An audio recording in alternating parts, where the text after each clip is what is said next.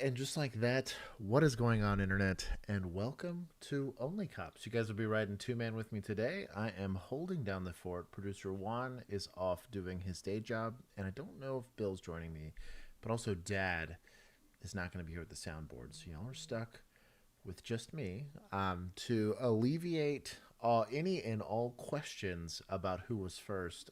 Chris Kaufman Jr. was indeed the very first commenter, and of which he is here. I have undone my sins for that. I want to thank him for being the first commenter, maybe twice in a week, but I have screenshots to prove that it wasn't last time. I want to thank you guys for allowing me to take last week off. It was good to see friends and family. I hope everyone had a wonderful, Christmas week for those of you that participate. And then for everybody else that's not in Australia, Happy New Year to you. We're going to be rolling over to the new year of 2025. Thank producer Juan for the fancy new little PNG that we have here for it. For the uninitiated that are seeing this for the first time here on OnlyCops, I myself was in law enforcement for the better part of half a decade, and a lot of our commenters here and then guests that we have here also have law enforcement experience, and we tend to look at specifically on live streams either real life scenarios or police adjacent stuff to dispel some of that and give real accurate information on that to hopefully educate both the people dealing with law enforcement and the people within them to be better at their jobs. Let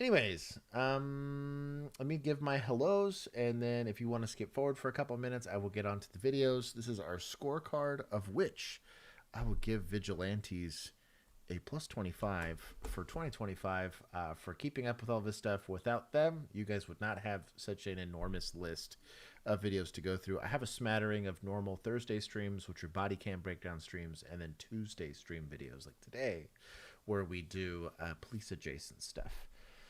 Josh needs to turn up the volume when he streams.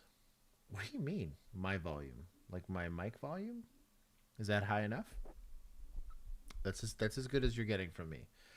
But anyways, Chris Kaufman, I already said hello to. Jordan, Peacekeeper Chris, the other Chris, Frag, he said 10:30 p.m. What time zone is that? I don't know what time zone that is compared to mine. We are in Central Standard Time. Illinois Yankee, it is good to see you. The Dan Hammer is indeed in the chat. Mr. Toastar, Christy C, Popo, Merry Christmas. The Raging Phoner. Oh no, the Phoner Ranger. The Phoner Anger. Yeah, Phoner Anger is the I had to read that a couple of times. Brave Django, Signal 8 Media, Sweeper is here, Dialysis Dude, RJ likely gonna have a silly, yes, he is peachless, a silly dad joke. Notorious Emu, or as she is known as Sergeant of the Vigilantes. Eddie, the Mando Merc. I call him Poseidon. One of these days I'm going to know how to say this name. Eddie, I've already said I do. Alfredo, welcome back, my friend. The Savage Spartan, welcome, rookie. Welcome to being a member here. James Naylor, pretty sure I said that right. Good morning from the UK. Good evening from Texas. Dan, what is going on? Jinja peeks out of the cave from the future. Thank you for the, I did not earn this super chat, but you have monetized what is sometimes a monetizable stream, but I do appreciate the support for the channel. I got to talk to him in chat. It was a rare treat because he's on the other side of the pond, but I did get to talk to him in chat. Thank you again for supporting the channel and for everybody that's here supporting the channel. I think I said hi to everybody. Dr. Punish. Why? Custodes, it's good to see you. And Little Duck, it is good to see you as well. If I did not get to saying hi to you, why don't you like crossweave belts? They're called basket weave where I come from, but crossweave I think just looks the like cross stitch pattern catches stuff, so you'll get epithelial cells and like dirt in them. They're also like, I'd rather have like more modern, not necessarily Kydex belts, but they're just better material to make belts out of. No shut Pete. No shut up. He's complaining. Sam, it is good to see you. And Tom, it is good to see you. I'm saying hi to everybody as they're there. As Dan said, to cringe. I'm not a fan of basket weave. Fenris, my dog, what is going on? I love and miss you too, my friend. It is good. I need to get back to doing, we deliberated doing a Ready or Not stream for last week, and I decided against it because I had too many family things. But I might do just a random Ready or Not stream to bring back all my gaming homies. The wonders of festive holidays during the week. Dan, Time Traveler Dan from 2025. The nachos are out of stock. That's funny. But anyways, yeah, I'm not a fan of basket weave. Fenris, I do love you and miss you too. If you'd like, go ahead and drop a like, or you can subscribe. You can do all those cool things, or become a member of our Patreon group. If you'd like to become a member of our Discord, you can get that link, I guess, to Savage Spartan. You should have a way of joining our Discord now. So anyways, for everybody else, let's go ahead and get on to the stream. This is the updated score. I have given some points to vigilantes. Let's make our likes goal. It's a Tuesday. I'll make it 85 is going to be our likes goal for today. And if we get 85 likes on the video, I will give chat some points. We keep a running score. I guess I'd have to reset this at the end of this stream. So we'll take a screenshot, I guess, for y'all, and you guys will get to see this. This will all go back to 0. And then we will start off 2025 with a clean slate. For me, I'm still in 2024. I'm in the past. For my friends that are across the pond. Not a fan of basket weave. I'm offended. Yeah, I don't like basket weave. Christian Halsey, thank you for the super chat as well. I guess I could give you guys like a recommendation or something. I'm pretty sure. Anyways, this is Pup Patrol. This is courtesy of one of our YouTube commenters.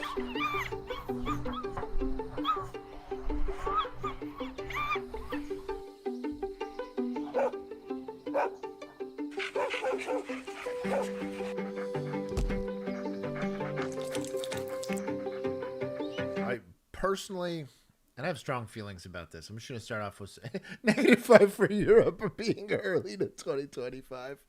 I am not a big fan of canines in law enforcement use as far as bite dogs are concerned. One, I love dogs. I love animals.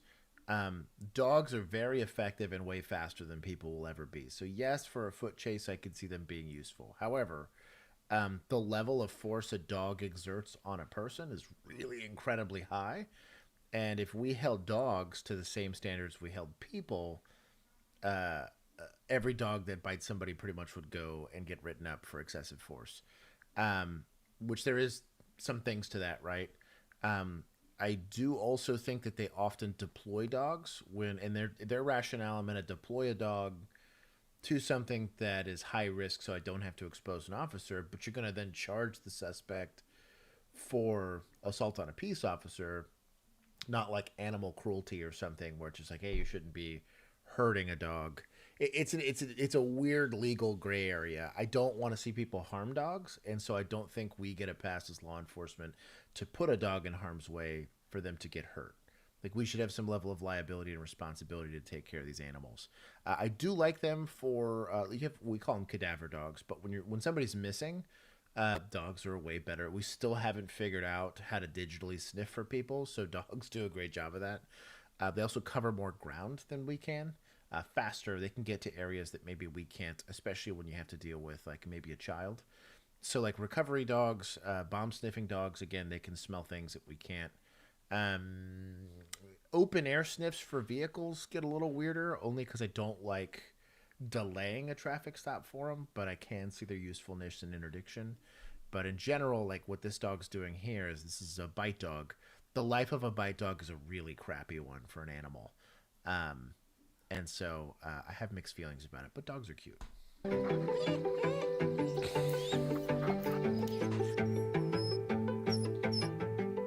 Right up to dogs. I think the biggest benefit of having a police dog program is it gives us another tool in our tool belt to protect the citizens of Canada.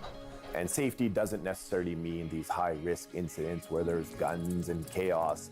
It's as simple as saving a lost hunter or a lost mushroom picker or a lost child.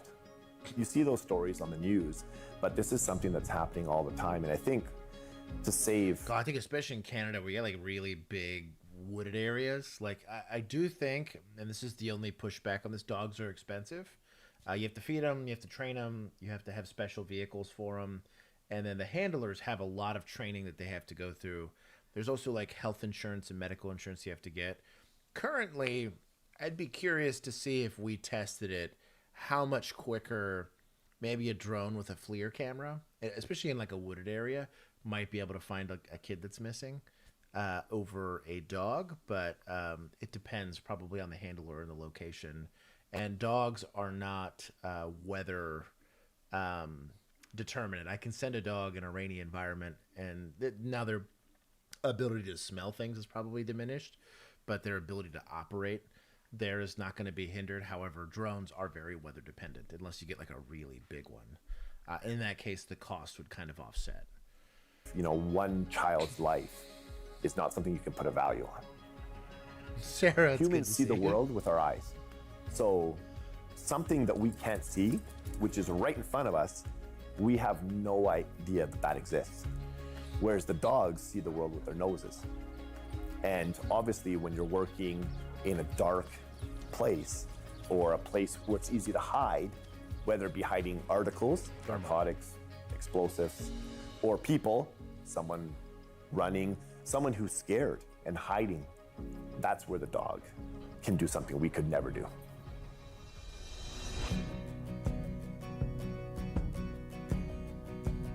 Prior to 1999, the RCMP used the ugliest statue I've ever seen. What is this? To purchase all of their dogs from breeders or brokers around North America into Europe. And it was becoming increasingly apparent that to find the quality of dogs that we were looking for, that had the traits that we needed for our police work, and to find healthy dogs and a supply of dogs, it was getting very difficult. So our management established a pilot breeding program. So our first year of breeding, we had about 3 breeding females and we had 16 puppies. And so now if you fast forward ahead 20 some years, we are now breeding 100 puppies a year and we have over probably 16 to 18 breeding females.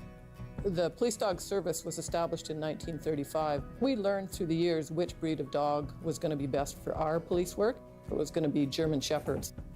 Yeah. German Shepherds are double coated. So I was going to say where we tend to prefer the Malinois down here, they do German Shepherds. It's just colder up there. It doesn't get as cold down here. Your canopy is thick, girl. Dylan, it's also good to see you. I could see thick canopies getting in the way of thermal. You could do handheld thermal, but you're probably not covering as much distance.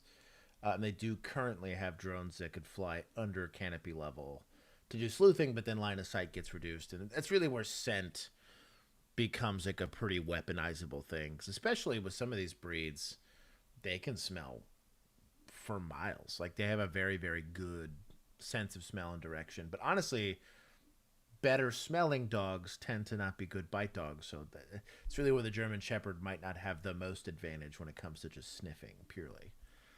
the thing that's unique with RCMP members who are dog handlers is they could be working up in Yellowknife one year and get transferred to the lower mainland. So you're going from extreme temperatures, minus 30 to plus 30, but you're taking your dog with you. So you need a dog that has the versatility to work in any climate, basically. We are probably the second largest German Shepherd breeding program in the world. We want to breed for health and performance. Those are the two main criteria. If you don't have both, you're not going to have a very successful program and you're going to have dogs that are not healthy.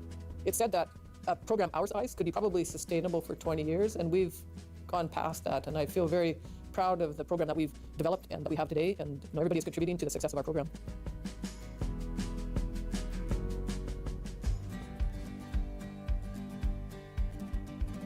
The more you can expose them to before they go out to their imprinter, the better for the imprinter, the more chance the pup has to succeed when he comes into training at about 14 months of age. Bro, if your job was socializing puppies, what a good time. I do think that service dogs, and specifically, so we had Belgian Malinois, and we had, I think, 4 or 5, I don't remember. They were socialized, but they were not like go pet them kind of dogs. They would sit there. If they were not told to bite you, they would not bite you, but they generally, like, you could tell the dogs didn't exactly enjoy getting pet from strangers, especially when they were at work. If their handler had a uniform on, not that they were standoffish, but like you spend enough time around dogs, like you can tell he was like tolerating you petting him, as opposed to like dogs that really enjoy it. So I think a lot of people have these misconceptions of like service dogs. Any kind of service dog really isn't there to get gratification from strangers, but they have to know that strangers aren't a danger or an issue until they're told so. So this could be complicated. I could see this as an issue. But again, dogs will never really have true discernment because they're supposed to be told what to do, but there are a weird variable, kind of like bad maintenance on a vehicle. You can have a vehicle fail you, a taser fail you, a firearm fail you. When a dog does it, it's a bit more complicated. This is a sentient creature, right? I have some. But we help mom birth the puppies, and the day after they've whelped out, we start doing specific things every day with those puppies. And we have specific things at specific ages all the way till they leave and when they get tested at 7 weeks. We weigh the pups every day for the first 14 days, and we touch them from head to toe. Body socialization is very, very important with our dogs. The highway, so it's pretty well every day you'll see an improvement. So by the time they're 7 weeks, proud mothers, we love seeing success. I think it reflects well on us.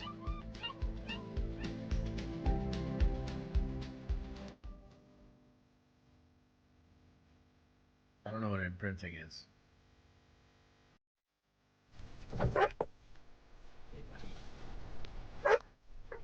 Let's go. So the imprinting starts at 7 weeks of age, and I would say the biggest role that the imprinter has is to socialize and familiarize that dog to anything and everything they can think of. What I want to see is a dog that shows up in our training program at 18 months of age and nothing is new and nothing causes it concern. It's been around helicopters, it's been on the side of the highway, it's seen everything. We basically run the dogs through all types of different areas they might encounter when they go out to the field.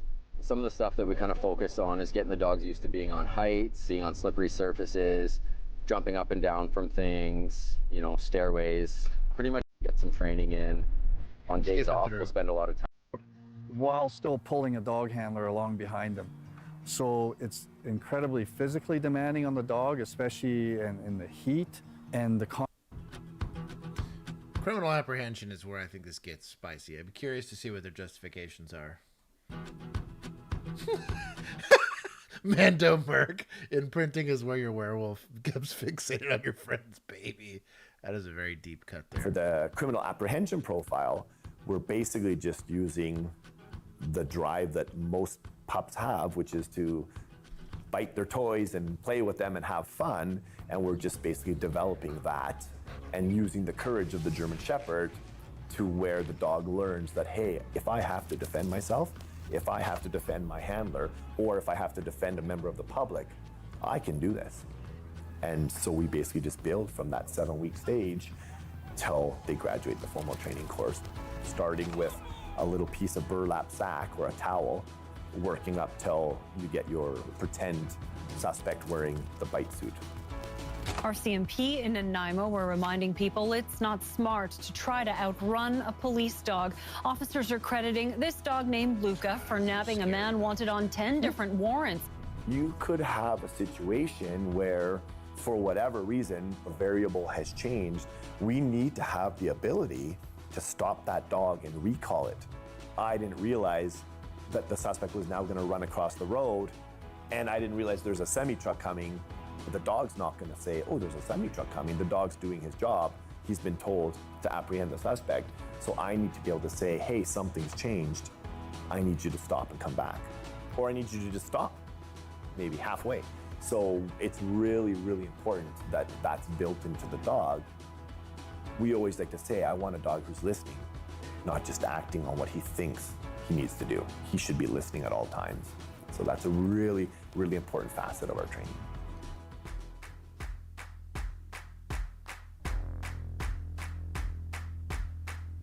Should have a strong foundation where, oh, there's the smell. Oh, if I sit, oh, it worked. I got my call. I like how apprehension was a very short part of this. Police dogs are very valuable. Like, I really think they're valuable tools, and they do things that we don't currently have better solutions for. I just think policy should be very different on dog deployment, specifically for apprehension, only because I see a lot of dogs getting hurt. Are officers getting hurt doing this? Yes, but we're consciously signing up for this, right? Like, we chose that life. These dogs are being bred to do it, and it's kind of similar to you have people that use horses for certain jobs, right? Where it's semi-hazardous, right? If you're doing it to herd cattle and stuff like that, where horses are just going to be better than like a motorcycle, or those weird people that use like helicopters and stuff to herd cattle. There are times where horses are used for that and they're work animals, but they're not being put in undue stress. You actually go out of your way to make sure that if it's pulling a carriage, that it's doing it in roads that it's suitable for it, and they're putting hooves on it to protect them, because they're not really meant to walk on concrete. They're meant to walk on like gravel and grass or whatever. Same thing, like, I'm not going to expose my horse to a river I don't think it can cross or whatever. I'm not saying they don't do that for dogs, and we're very privileged to have them. I just think too often I see bad deployments and there's no discipline against those officers for bad deployments. In the same way I'd have issue with command staff asking officers to do things that are unreasonable. An officer can take it upon themselves to violate policy to do what they think is necessary. Go hit somebody head on when they're driving the wrong way in traffic, or rush into a burning building to go save somebody. I can ignore what command staff wants me to do and take onus of that on myself, but I'm making that conscious decision to do it because I believe it's the right thing to do. We don't deserve dogs will do it every single time. There are rarely in canine circles coward dogs, and so I just don't know that that's fair to them. And if we're gonna do it, we need to have some way of giving back and taking care of these. I've also seen a lot of instances where once they retire, there's no real follow through with these animals that we've taken their whole lives, right? We do it to officers. There's a bigger discussion around that like when we leave the service, like there is no 100% disability or 80% disability for service related injuries that I have, right? There's not a single officer getting paid a benefit outside of maybe retirement that they had to pay into for their service to that community, which doesn't really bother me. But like for an animal that doesn't really get a choice in the matter, they're effectively conscripted into this lifestyle. I do think that if you want to have a dog program, you have to take care of them from kennel and birth all the way to the end of their life and have some sort of mechanism for it. This is often not done. And these dogs end up being sad or stuck in a house somewhere or not given proper care after the fact. Shoes, Josh. Horses come with present hooves. Yes, but you put shoes, like you actually shoe a horse if you're going to have them walking on concrete and stuff like that. They have to, if you're going to be on a non-native terrain, you do have to do stuff to horses' hooves. Not that Sarah needs to know that, but she deals with horses more than I do. But like you do certain accommodations for those animals when you're going to put them in non-native territory. Anyways, I'm gonna give media. They at least made a cool thing. I'll give media some points for that. Shout out to the RCMP for at least doing the point of, they just put so little emphasis on apprehension, even though that's what these dogs are often used for. I do like that the first thing they came out and said was like searching and all that stuff. 'Cause I do think that's where dogs are valuable, but apprehension's very hit or miss in my mind. I've seen great apprehensions and I've also seen terrible ones. I use his horse pocket. What? Whoa. Josh mansplaining again. I know they have hooves. It's just hooves aren't designed for concrete.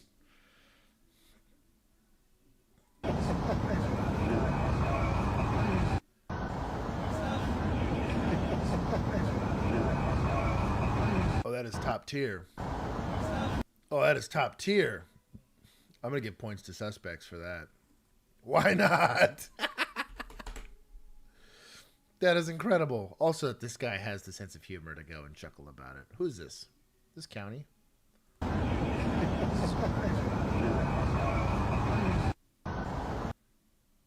Oh, this is Highway Patrol. Oh, my dog. This is State Boys. You do not get your State Boys theme song because nobody's here with me. Is it on my soundboard? Can I see it on my soundboard? Let me see if I can. Oh, there it is. State boys on the highway. They stopping everything. There you go. You guys get your State Boys. I was like, it happened to show up now, so I can go and click it. What was your service weapon? I had a Gen 4 Glock 17, and then at the end of my career, we went to Glock 45s, which are not chambered in 45 because it's a Glock. It's a 19 slide on a 17 frame. Those were Gen 5s. We did that for like the last year and a half I was in patrol. I liked both. I had no real issue with either one of them. I preferred the 17. Personally, I just had a lot more. I also preferred the Gen 4 trigger because it had more of a defined wall. Glock triggers kind of suck in general, but at least it had a wall, and in like a really sketchy use of force where we were really between whether or not it had to escalate to actually discharging your firearm or not, you could prep that trigger. I think Gen 5 Glock triggers, it's a little more sussy to prep just because you kind of roll through it. It's very similar to like an AK style trigger where, yes, there is a wall, but it's like a rolling wall as opposed to like a very defined stop. So I prefer if I could have a Gen 4 45, I would have totally done that. But the P320s are terrible. Yeah, yes, I totally hate 1911s. Agreed. Josh, struggle with technology. Segment has begun. Careful. You like the 17? The Glock Model 17. One, I have to show Josh how to set up stream. I thought, okay, hold on. Stream volume. Did I mess? Do I have to mess with stream volume? Am I low or is the stream low? I have it cranked all the way. Maybe I'm too far away from my mic. Am I quiet or is the stream quiet? I was like, I had one gummy. Prisoner of Reed's mind. What is going on? Hello. Hey, you got an honorable mention here. Look. Special thanks to. As for the puppy video, you can thank her for the puppy video. Overall stream, I don't know what to do for you, man. This is all the way cranked on OBS. Maybe my desktop audio? I'll push that. Hold on. Tell me if this is better. Apparently, well, what I'm getting is this guy over here has made a bad joke online, and now people are targeting his house. This lady has, she came over here, rang the doorbell. Is that louder? I don't know if it is or isn't. I've cranked up kind of everything on my OBS. There might be something weird going on the back end.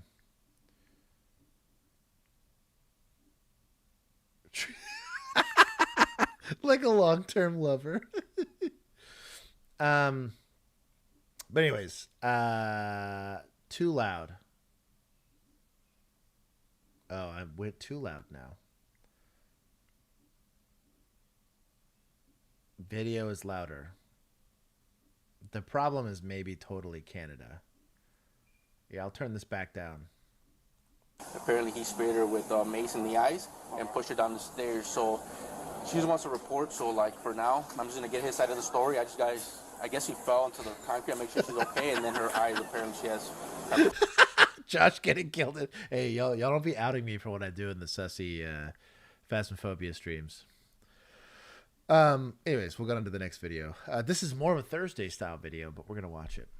I have my volume off, so I can't comment on the sound, but I will say it is always low for me. Are you in Canada? When Ron runs in, it's always perfect. Rude. I'll see what I can do. I feel like I'm gonna be too loud and start clipping if I turn it up any louder. And that upsets my editors. And I don't do anything to upset my editors. Wow. Hold on, we're taking points from chat for giving Juan points. What you give for taking Juan's side? -2 for Canada. I might allow for new segments as far as the scorecard is concerned. Okay. On to the next video before I get too mired in the comments. Josh too loud? No. This is a Nick Fuentes story. I didn't know who at all Nick Fuentes was, but apparently he's like one of those YouTube people. He's an influencer. I don't know what that means, but he's somebody apparently that somebody cares about. But anyways, somebody approached his house and he pepper sprayed him. He did this in Illinois, which does have like a version of Castle Clause, but does have the duty to retreat as a portion of Castle Clause. So this will be important. I'm going to let this play while I read comments. What's the story? Apparently, well, what I'm getting is this guy over here has made a bad joke online, and now people are targeting his house. This lady, as you know, she came over here, rang the doorbell. Apparently, he sprayed her with mace in the eyes and pushed her down the stairs. So she just wants to report. So, like, for now, I'm just gonna get his side of the story. I guess he fell into the concrete. I make sure she's okay, and then her eyes, apparently, she has pepper spray. So these two people are outside my house, filming my house. I called the police earlier. They drove by. They saw it going on. They drove right past. They're marching around on my sidewalk. They came up to the door. I pushed her down the steps because she's banging on my door, filming my house. People are saying they're going to come and kill me. So someone needs to come out here. Okay, I'll have him on the way. Okay, so unfortunately for Nick Fuentes, there's a couple of issues with the statement that he's making with police when it comes to using force on his part, right? So the first one, I'll point out here. Pepper spray. So these two people are outside my house, filming my house. So this means I'm in a public place where I'm allowed to be, and I'm filming what's publicly viewable from the street, right? More specifically, and he delineates. At my house, filming my house. I called the police earlier. They drove by. They saw it going on. They drove right past. I want to give a plus. What is this municipal cops here? +5 for realizing nothing that was going on there was illegal. Maybe they could have stopped out and talked to him, but theoretically they don't have a law enforcement objective here.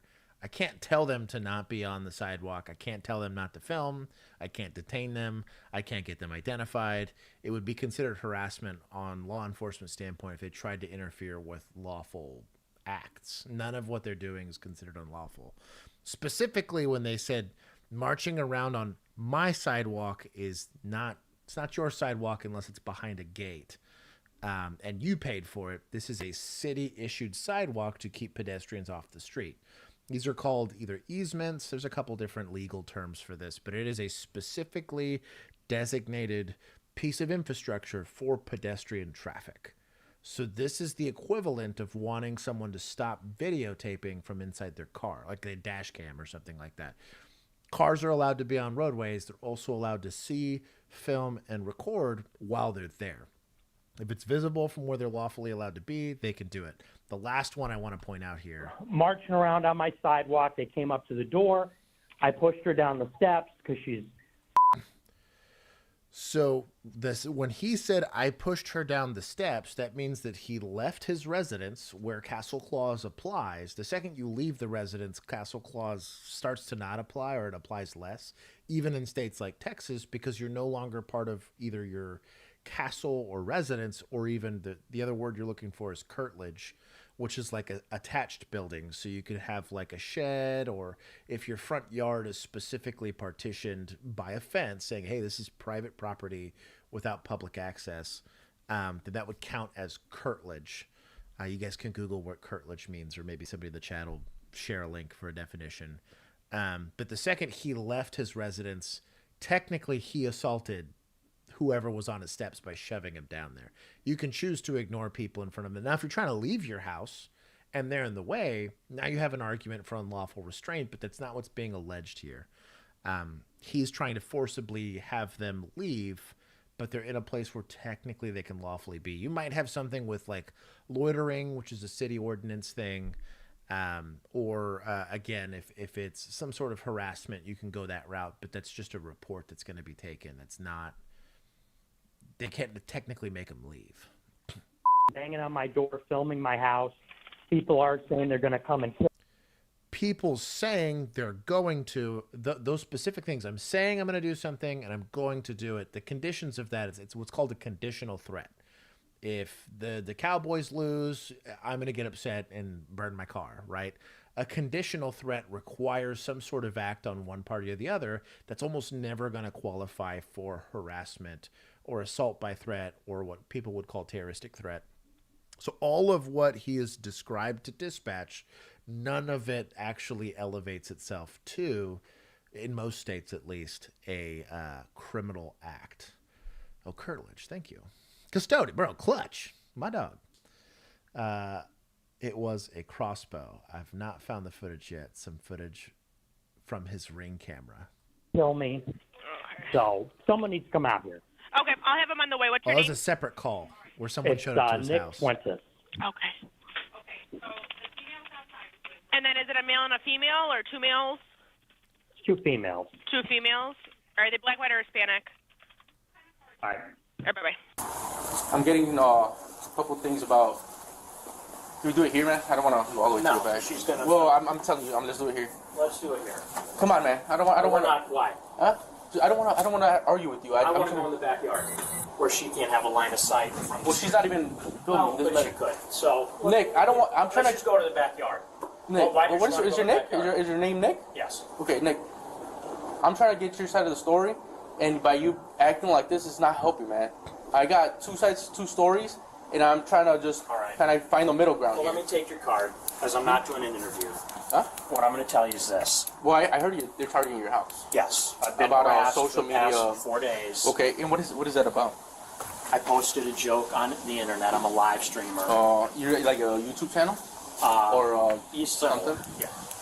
You're saying you're a white supremacist? I'm not a white supremacist. I'm Mexican. My last name's Fuentes. I know. I kind of. I saw that last. Yeah. Okay, but I mean, you know, this 2024 man, you make one bad joke and this happens, especially right now after Trump won, man. Right. Okay. Yeah, but it's a very political thing to say. Well, we also live in a free country where you can speak without people showing up. Yeah. And trying to hurt you. Oh. I came by here. You have the legal right to say anything you want. True. We do have a First Amendment right. However, and I'll caveat this, you start to erode yourself being a victim of some sort of violence the more you state something that could be considered inflammatory, right? So let's say, for instance, hypothetical Juan is here with me, right? So the current scenario is I'm minding my own business and Juan runs up and shoves me, right? And I shove him back. We kind of go back and forth. And I decide to say that shove hurt.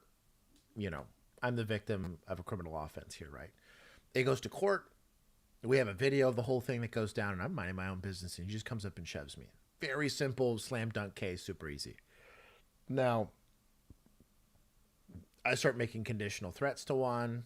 I start saying really inflammatory stuff. Same thing occurs, shoves happen, whatever. He's maybe the person that initiated a verbal argument into a physical one.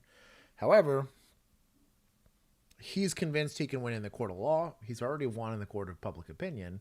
And this goes to a jury of 12 people. They have to watch me not be a super nice guy and whatever, and I then become less of a victim in the eyes of my peers, right? Because it seems less unreasonable for him to escalate it to physical force. The example I'll give of this specifically, where this actually played out in the court of law, was there was a older gentleman, and he was in it also had to deal with a streamer, and he was in a like a food court in a mall, right? And this guy, he was one of these influencer kids, started trying to tell him to like listen to a phone or something. I'll find the case if somebody can figure out what the case name was for it.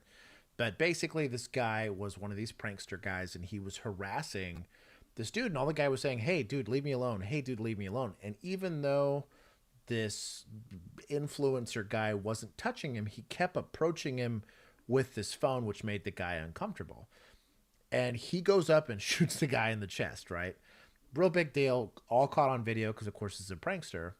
And eventually it came out in the court of law that although there was some issues with him being armed, and maybe they had issues that the force might have seen relatively excessive, they chose not to charge him with deadly conduct or aggravated assault because they said, well, he was leaving, and even though all of his he was in a lawful space, he was allowed to be there, his posture did not make him just a helpless victim. It did not meet the elements of the offense for being a victim of aggravated assault simply because of his behavior.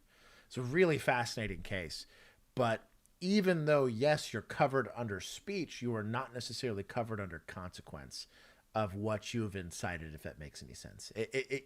You mire the water for yourself the more you put yourself either in political speech or whatever, that there's some level of consequence. Law enforcement is and should forever be in the role of protecting speech. It's just like you become less and less of a victim of what he's trying to allege if you're constantly engaged in inflammatory speech. Law enforcement should show up. Yes, this lady should be removed. That's why they have city ordinances against these things. That's why there's cases like harassment, which should have been what was issued here initially. Going out and trying to do it yourself or shove the lady yourself is not really the way to do it or solve it. As there's a lot that goes into it, but don't put yourself in a situation personally where you're opening yourself up to leaving it to a jury of your peers, especially if what you're saying may or may not be liked by certain people. Here, That's all I'm saying. because I live in Berwyn. Okay. I live on the south side. Okay. And I came to do a little video because my friends keep saying, you know, he lives near town. Yeah. So I went outside and did a little video. And a friend, what's that? In front of his house? Yeah. There's a ring camera for this. On the sidewalk. Yeah. Okay. How was actually down. And what was the reason for that, for videotaping this Because house? I wanted to show people that there was no, there were no, people are making claims that they're going to send deliveries to him of like dog poo and stuff. And I was showing there are no boxes of that there. Okay. And so a woman driving by said, ring his doorbell and say hello. So there are no signs on there saying anything about no solicitors, okay? Okay. So I rang the doorbell, immediately opened the door, sprayed me with pepper spray, and pushed me down the steps. He sprayed you with pepper spray? Yes, he did. And it got in your eyes? Yes. I'm gonna call an my ambulance. face. Okay, before we go any further, I'm gonna call an ambulance to make sure you're... No, but I want you to get checked out. Whatever it is. So, do I think this lady's story is dumb? Yes. Though she's lawfully allowed to be there, going up and ringing his doorbell for no like commercial purpose is kind of stupid. You can have like a no solicitation sign, although that doesn't really hold any criminal weight. Like I'm not committing a crime by soliciting where it says no soliciting. It just kind of showcases that I'm ignoring what's clearly been established desires from the property owner for me not to go and solicit. So getting criminally trespassed is easier. All that stuff is easier if there's a no solicitation side of it. But this lady's justification for being there is dumb. She doesn't have to explain why she's there, but she gave one and it sounds kind of stupid. But either way, based on the way it's described, she's videotaping. She's got some also, again, semi-protected speech, or maybe it's not speech or behavior. But when she approached and knocked on the door, which is still not unlawful, if the immediate response is just open the door, pepper spray her, and shove her, like just keep the door shut and say, hey, there's some lady in my front of my house that won't leave. I can't leave my house. Oh, Bill's here. A wild Bill has appeared. Hold on. I gotta adjust the window here. Yeah, adjust me. Were you under the weather, brother? No, I just got home from a run. Oh. He says, no, it's called exercise, Josh. Something like that. Okay. So I'm covering Nick Fuentes' case here, right? So Nick Fuentes calls the police because apparently there's a lady walking on her sidewalk. And you can kind of see that this is like the public sidewalk. It's a very, very public sidewalk. And videotaping, and both parties admit that she approached the door and rang the doorbell. So Bill is loud AF. Wow. I don't know what to do for y'all. How about there? Don't change it. Sure, yeah. Change it Sounds good. I feel like I'm getting an ASMR from Bill. What am I doing? I don't know. Y'all tell me. Bill did a run to the liquor store. I did some cardio. Why not? So anyways, Mr. Fuentes here goes and immediately upon opening the door, sees her and shoves her down the steps. Okay. So the current case that at least I can get to with the two of them is that she was there. He was in his house. He opens his door. Sees her because he doesn't like that police hasn't done anything. Currently. So he OC'd her because she rang his doorbell? Yeah. So, well, damn. Yeah. So it's not looking good for Mr. Nick. All I'm going to say is I'm going to take your card, and my defense attorney will get in touch with you. I'm not doing this is just a report. I'm not going to talk. All I'm going to say is I'm a high-profile person. I want someone stationed here. 20 people came by last night. I had paid security. They documented all of it. Where's security? I called. They're coming tonight at 7 o'clock. Okay. I can't afford to have it 24 hours. Mm-hmm. I called earlier because somebody else was in front taking pictures of my house. Cops drove by, saw the car that I reported with the license plate, make and model, and they didn't even stop. Okay. And the lady stood there filming my house, pointing at my house, gesturing to it. This has been going on for the past 3 days. I've been calling the police. Clearly no one's taking it seriously. You're not her. They have to commit a crime for us to do something like that. That's my only beef. So there are things like courtesy patrols, is what they're called. And a courtesy patrol works is if law enforcement is completely unburdened, they will go by to make sure like porch piracy isn't happening. Or like if you're like, hey, there's not supposed to be anybody at my house. If there's somebody at my house. Yeah, but it's not 24/7. It's you drive by when you have time. Agreed. You drive by if you have time. Because you are not being paid by the taxpayer to be private security for somebody. You are being paid by the taxpayer to serve the community as a whole. We are a broad brush for, unfortunately, sometimes very specific problems.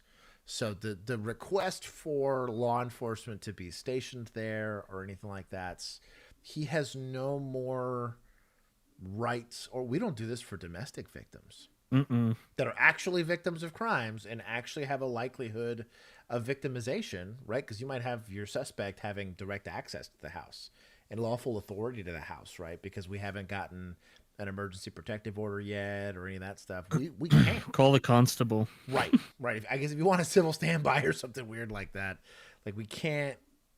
Specifically, municipal police pretty much universally don't do this. If they did do it, it would be very out of the norm for us to do this. It would require something pretty weird. And just because you feel uncomfortable doesn't mean that being uncomfortable and being the victim of a crime are two very different things. No. Yeah, thank you. Yeah, I'm completely uninjured because all I did was assault somebody. He's not uninjured. His feelings hurt. Oh, it's true. I guess you're right. Look, man, like to be honest, I'm trying to talk to you, get your side of the story for the whole thing. You're not here to help me. I know. Well, I'm not here to help you? No. I just got here. How do you know if I'm here to help you? I know my rights. I'm not trying to fight with you, but I'm also not going to be telling you. I want your card. My defense attorney will call you. You mind if I just say something right quick? Go ahead, sure. First of all, I'm Call gonna him have to for get your information. Right. So that's, you have to provide that Yeah, because there of was a course. crime committed. Yes. All right. So second of all, from what I get, I don't care really. I don't care what you said online. I really don't care whether it was left leaning, right leaning, in the middle. I don't care. Yeah, it doesn't matter. Okay. And to me, no.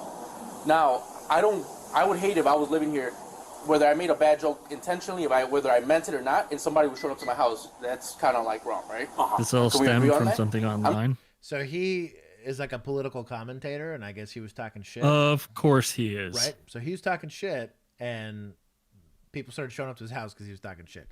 That's my Oh, so your actions have consequences.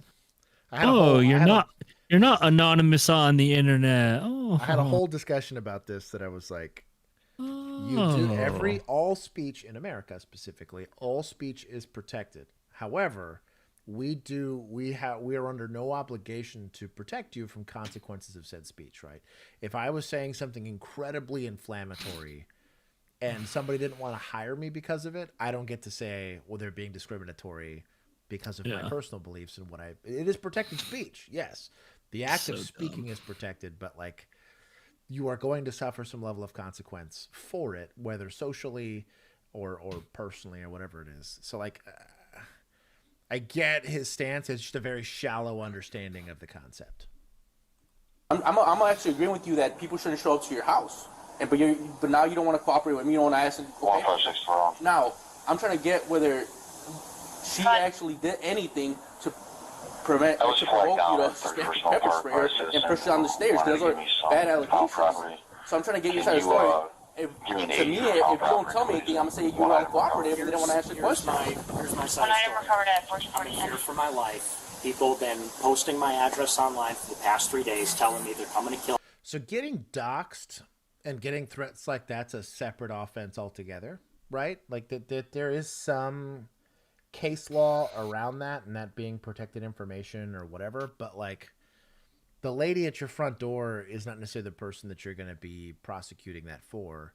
And even then, the claim of being in fear for your life, this is kind of where, specifically because he's in Illinois, he gets a little boned here, is in Illinois, though they do obey castle doctrine, they do have a duty to retreat, which means that there is a legal requirement that you do anything and everything you can to avoid the conflict, right? I will say if this was in Texas, he'd still probably be burned because he did leave his house to go assault this lady. And there was no like prevention of theft. There was no any of that kind of stuff. He doesn't have any of the other elements required. There's no initial crime that he was defending himself from. If she's destroying your yard or keying your car or something weird like that, and you're trying to prevent damage to property, you might have some articulation that, hey, I OC'd her to get her to stop making a victim out of me. It's still a very big stretch, and you better have a very good attorney. Yeah. But specifically because it's in Illinois, and then even if it wasn't in Illinois, what's burning him is the fear for your life gets immediately evaporated the second you leave your house. Like she forces her way into that house, totally different story. This is he could have used deadly force in somewhere like Texas. And even here where she pushes her way to the door, he can articulate that maybe he tried to run or whatever in fear for his life because I don't know if I can outrun this lady, whatever. He's got way more of an argument. The problem is that both stories are he opens his door to confront this lady and then leverages force. All of that fear of SBI is gone. He should just let his attorney have this discussion because his attorney's probably also idiot, but where is the SBI fear coming from? Right. So, and again, in the same sense that he's allowed to make whatever political speech he wants, technically these vague conditional threats happening online fall under free, like protected speech. Like, and also, was this lady someone that posted one of these vague threats online? Right. And he has no doubt it. Right. And he has no way of confirming that. Right. Yeah. So like that's is where a lot of this is getting evaporated. And so this is so funny. Though I do believe this officer's being a little petty about it, he's not legally wrong. And he's trying to say like, hey, currently right now, you're my suspect for an assault. Right. Like I'm trying to hear your side of it. And he doesn't have to answer because he does have Fifth Amendment rights, right? This doesn't fall under Fourth because he does have a valid, like he does have reasonable suspicion that something happened. Yeah. He admitted to OCing it. She admitted to being like, except that she had OC used on her. There is crime afoot. He does have a reason to search and ask questions or whatever. He's just not obligated to answer them if he doesn't want to. But then, like he said, I'm stuck going based off of what I have. And currently, I mean, you got assault here. I'd be calling Sarge and being like, dog, like your boy. Yeah, I mean, for no good reason. Don't waste your time trying to get him to give you his side of the story if this is how he wants to act. Yeah. And my suggestion to this officer here is, so you want to leverage your Fifth Amendment rights and not give a statement, which is your right. Right. He says yes. Okay, cool. Yeah. You're my suspect for assault. Yeah, I mean, he's trying to reason with him.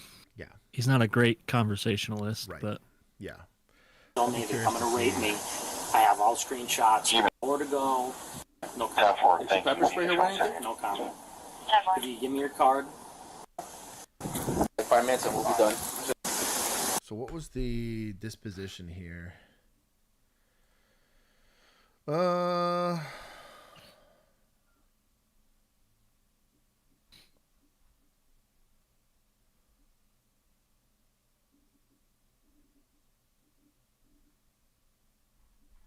I'd be interested to see what the disposition was here. We're going to go ahead and take some from suspects for not knowing their rights.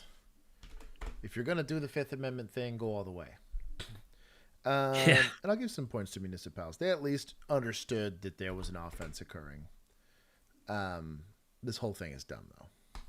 And you know what? I'm going to take some points for society for allowing the term like influencer to exist. News just coming into our newsroom this afternoon. The Oklahoma Attorney General is dismissing charges against an Oklahoma City police officer. Thanks for being with us here at 4 o'clock. I'm Evan Onstadt. We have KOCO's Jason Berger joining us in the newsroom with more on this. Jason, we've shown this video a lot here on KOCO. This is the officer who was seen on video performing a takedown move on a 71-year-old man. Yeah, Evan, that's right. Attorney General Gentner Drummond said he was arrested. I was about to say. Charged with battery. No, the last guy, the Nick Fuentes guy. Oh, did he? No way. Yep. Says he's facing battery charges after the confrontation at his Illinois home. What an idiot. It says he was arrested over the allegations that he shoved her and broke her phone and pepper sprayed her. Wow. Good on him. So good job. What an idiot. Have fun with those. Have fun with those. And like I said, him being in Illinois kind of boned him for that. More than anything. But then even if he wasn't, a lot of that fear of bodily injury gets evaporated because they're in a duty to retreat and he left his house to go confront this lady. Yep. Also, how did this guy get off charges? Bruh. I want to hear crazy. So for those of you that don't remember, there was an accident that happened. There's a municipal officer involved. And the officer wasn't involved in the accident, but he was taking a report. And this elderly gentleman goes, and there was like a language barrier. And so he, feeling like he wasn't being heard, gave legitimately that much of an assault on this officer. And that officer proceeded to break that guy's face. And that's about right. And there is, though I do agree, you should not be going up and touching law enforcement. And would I have adjusted the 70-year-old man from trying to touch me? Yes, but that could have been solved with a simple stiff arm of like, you're not going to touch me. But what's so funny is you have this AG who's like, yeah, no one should be touching police officers. Right. And then you have the AG in Austin trying to basically throw that dude in prison for defending himself. For defending himself against someone with a knife. Yeah, like that's wild. Let's get some consistency in people that interpret and kind of determine the way that laws are because these are enforced here. This is crazy. This is much more straightforward. Like I don't know, and this kind of goes back to how do you qualify as being a victim here? The only way this use of force is going to be justifiable is if I'm currently being the victim of assault on a peace officer, right? And even then, how much force do I have to use not assault to affect that arrest? Because let's say a spit is not going to knock me out, right? Like, let's say I get spit on the face. Totally but qualifies. that's a little different. But it totally qualifies as assault on a peace officer. But if when I go to apprehend him, I go straight to shattering his kneecap and breaking his face. You know what I mean? Like, it's still going to be considered unreasonable force for affecting an arrest on what was totally a valid charge. In this case, I don't know. In this case, it's not that. The spit thing is like the one where I'm kind of like, I could understand why you're upset. Right. The little, but it still would me be considered pushing your little chest bone. 100%. 100%. I don't know, dude. Against Oklahoma City Police Sergeant Joseph Gibson will be dropped. Now, many of you will remember this video from Sergeant Gibson's body camera. Sergeant Gibson responded to a traffic incident with Mr. Rick Vu in October. Vu is 71 years old. Now, in the video, you can hear the back and forth between the two before Vu made contact with the officer's chest, who responded by taking Vu to the ground and slamming his head into the concrete, causing a brain bleed. Now, earlier this month, Oklahoma County District Attorney Vicky Behenna charged Sergeant Gibson with aggravated assault and battery. Now today, Attorney General Gettner Drummond saying, quote, "I will not permit Oklahoma police officers to face criminal prosecution for conduct adhering to their training." And he added, "The simple truth is, this unfortunate incident would not have ever occurred if Mr. Vu had kept his hands to himself." Jeez. Man, I guess we know which state is the most racist in the lower 48. They're at least vying for the top spot, right? Oh my gosh. So the only way I forgive Oklahoma for this is if the guy gets fired and loses his ability to be a police officer altogether. That's what I was about to say. Like, yeah, they dismissed the charges, but like... Because I could understand if maybe they don't want to set a precedent where... Yeah, but if this guy is saying, I'm not going to let him face criminal prosecution for his training, what? I'd have a hard time. The use of force ladder, right, for this is going to be considered. So he's going to have to allege that touch was assaultive resistance, and that I'm allowed to use assaultive resistance back. Right. So, like, let's say I have, because I've totally had a 10-year-old kick me right in the chest. Yep. Right. Yeah. And the amount of force I used was empty hand control. Right. And I had to. But I didn't hip check and judo slam this kid to the ground. Right. I sat there, trapped the hands, right? Trapped the arms, and was like, hey, we're going to go to the ground. And very calmly, kind of do like a modified baby leg sweep. So hey, stop kicking. We're going to the ground. Slowly went to the ground. Zero injury to this kid. Even though I had to use empty hand control, we got to the same place. But even a kick from Bill would concern me a lot more than a kick from a 10-year-old, right? Maybe even 10-year-old Bill might concern me a bit more. But, like, I can articulate the empty hand technique because I'm not in fear of getting knocked out by his 10-year-old. Right. But I can't allow them to continue to be assaultive, right? So I'm all for going hands-on, even handcuffing, which is a whole thing unto itself, where they're going to be like, "Oh, I don't know how you feel about handcuffing a 10-year-old," right? I don't know, dude. But like all of that stuff, and there's a reason for all of this stuff, because it's considered an unreasonable punishment, an unreasonable consequence for the actions. How many times has someone like pointed at you, or even like, well, no one ever got close enough to poke me. No, but like, I'm sure if I was standing as close as that dummy was, someone could have poked me. Yeah. And all I would have done is... Can you look that up? See if this guy lost his job at least? Yeah. This was OKC? Yeah. So Oklahoma City... What was this? Hold on. I need to see. Did we get his name? Made contact with the officer's chest, who responded by taking Vu to the ground and slamming his head into the concrete, causing a brain bleed. Now, earlier this month, Oklahoma County District Attorney Vicky Behenna charged Sergeant Gibson with... Sergeant Gibson. OCPD.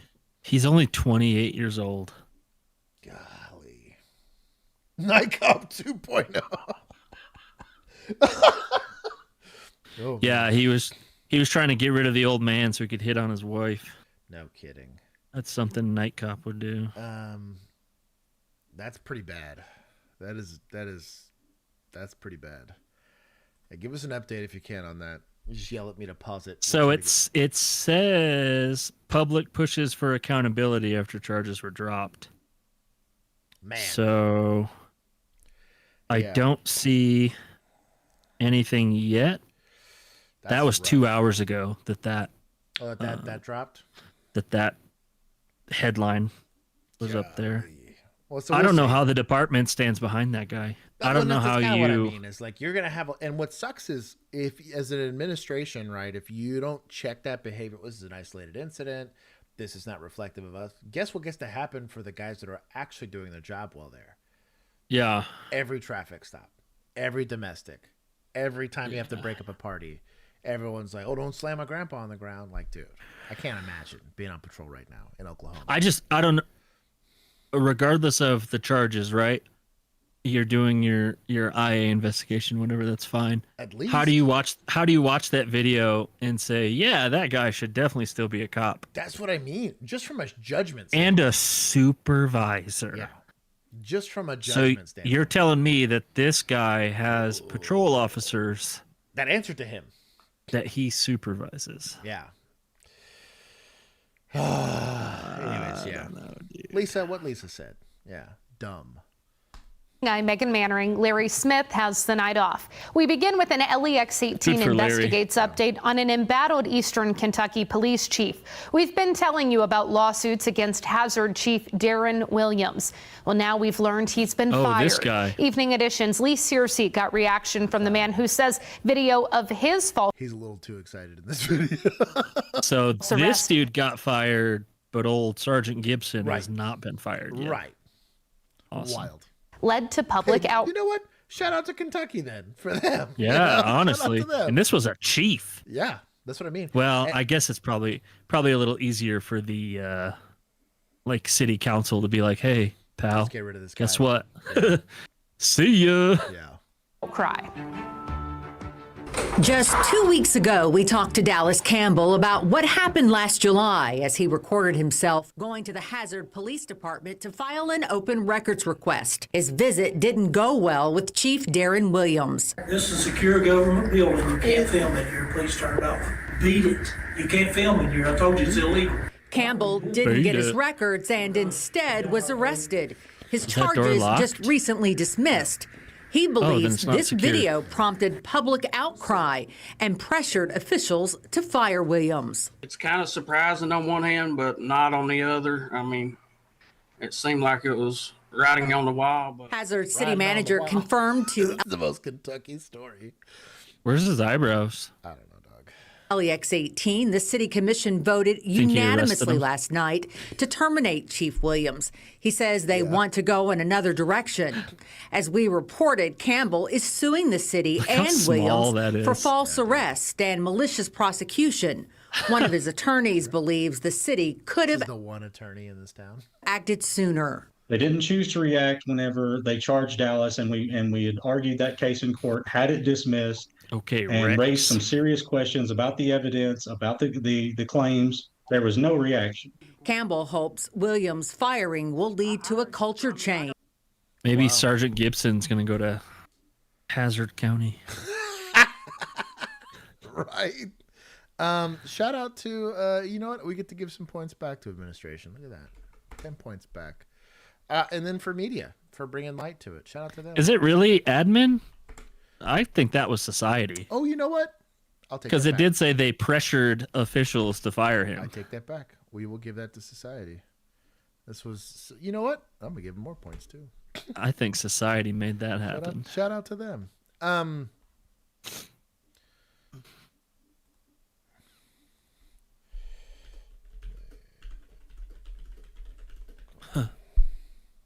Sure did. Good job. Blessed it. I will give chat collectively some points for updates. I do want to give a special thank you to Prisoner of Reed's Mind. Randomly so I answer all of the comments in the comment section, right? And Sure do. she gave me updates on like 6 or 7 cases, just periodically as she watches the streams late. And we'll just, I looked this up, or I looked this up. I have had some people in the Discord. Thank you to those people who've done it in the Discord. They've given us updates, but I might just do like an update stream like once a month where we try to see if we can find updates for any of these stories that we cover. Especially the egregious ones. Oh, dude, on some of these, yeah. But shout out to them for that. This was good. We should throw a party stream when Sergeant Gibson gets fired. Right. Or a riot stream if he doesn't get fired. Riot stream. Yeah. We're going to cover lawful ways to protest. Yeah, fuck that guy. We're going to give today on Only Robbers. Go protest in front of their main station. Exactly. Record. Yeah, please. We'll send you stickers. So this is county police. This is a... Traffic stops are probably the core of a lot of the training you do through here because it's a big thing. They're very dangerous. You start off with just how you communicate with your drivers and how you approach the vehicles and how you talk to your dispatch on scene. And then it's about the approach. Class A's with a cap seems weird to me. I like the gray though. I do like the gray and black. Like I have no beef with the gray and black. But if you're I gonna don't wear love a the tie, patch. The patch is hideous. Yeah. This like patch is weird. I do like the gray though. It's pretty cool. The gray is maybe the cap is just because it's sunny outside and they're training. But clearly it's like uniform. Well, yeah. Yeah. Just weird. But I don't know because it does say police academy too. So maybe it's just like an academy thing. Oh, I wonder if it's like just their county academy and they maybe like COG or like probably academy or something. You talk to them and how you display yourself and you gather this information. You know, how that person is treating you, how you treat that person, what the severity of the traffic law that was broken, and just continuous exposure to that, I think is going to be super important because that's going to be one of the biggest things that we do. There's a certain script that as a police officer you instructor but no gun and badge. Yeah, that's weird. I get that it's in a training environment and a lot of times I was just gonna say maybe because it's in academy. But at least have the badge on.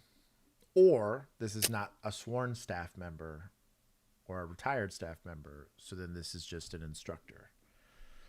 I would just guess because it's academy setting, they don't want it. I could see that. Because I feel like our introduces whatever he was called, coordinator. Yeah, he wasn't armed most of the time. Yeah, but he always armed. He always had it. That's what I mean. He was armed. I'm trying to think now. But he at the very least had his badge. But if we went in for in service, we couldn't have our guns. Was that the case? Right? If the only time we disarmed was for training, like scenario based training, after we were commissioned. That's the only time we disarmed. I thought we were supposed to lock them up when we went to the training center. Well, I'm wearing mine out. Remember, because they had like the bullet trap there. Yeah, but that was for that was just for the gym stuff, right? Huh. Or that stuff. Yes, you would disarm and whatever. I don't remember, dude. Yeah. yourself to the person in the car and basically answers every question that they could have before you ask for their ID. Approach, identify yourself, find out Officer, the reasoning why the whatever person his did name what they is, did. he did not have a gun. Identify.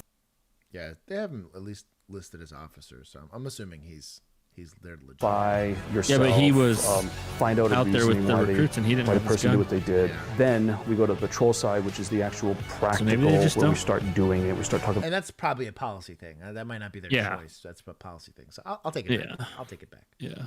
Instructor carrying appendix. The safety side of things, things. because there's one thing to sit down. That's and what say, I okay, would be know these doing. 7 steps when you're in the classroom, but sometimes Tuck in your shirt. I can't. I can't. I'm sorry. You have shoulder injuries. Millennial said they only convinced you of that, Bill. Well, I only went to 2 in service. So I just don't remember. I want to point something out. This is kind of weird. Maybe he got LASIK right before this, but he's in front of a light, and his eyes are really dilated. Wow, they really are. Like, here, see if I can get you guys to see this. We'll do this. Maybe he's on amphetamines. Like, I have really, I guess my eyes are too dark for y'all to see it, but yeah, like the what's it called? What's the like colored portion of your eye called? Not the pupil, but the is that your cornea? I don't know if that's your cornea, but basically it's not the cornea. Your pupil's the thing that dilates. Shit, I don't remember, dude. It's just weird how dilated his eyes are for looking at a light source. That's kind of weird. It is. Officer, it's an indicator of something, because this is not normal pupil dilation for looking into. I have to look at a light the whole time I'm on here. Iris, thank you. Yeah, it's not a lot of his iris showing up here, unless he has like colored contacts, which would also be kind of weird, but I don't know. Times once you have to perform that action, they forget all of them, and then they just start winging it. And then it gets fun, because if they're going to go off script, Josh's as instructors and as role players, we do too. Not the This is one of the days where I actually played along, and I was an actor in the car. Well, drive safe. Finish talking. Made some people nervous. This will have. Traffic stops they're a blast. They're tough because you never know what you're getting. You don't know if it's going to be your normal traffic stop, giving them a ticket, citation, summons, or if you're going to find something that... I'm also not a fan. They're forcing them to do this sideways reload. Like, if you're thin enough, like you ain't got a gut, I'd do this vertical, man.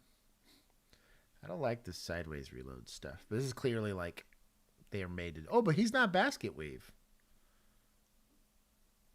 Oh, that's weird. You have to be able to coax them out of the car, and you're putting someone under arrest, so that's the... Also 2 pens. Also G2 pens. She gets a pass.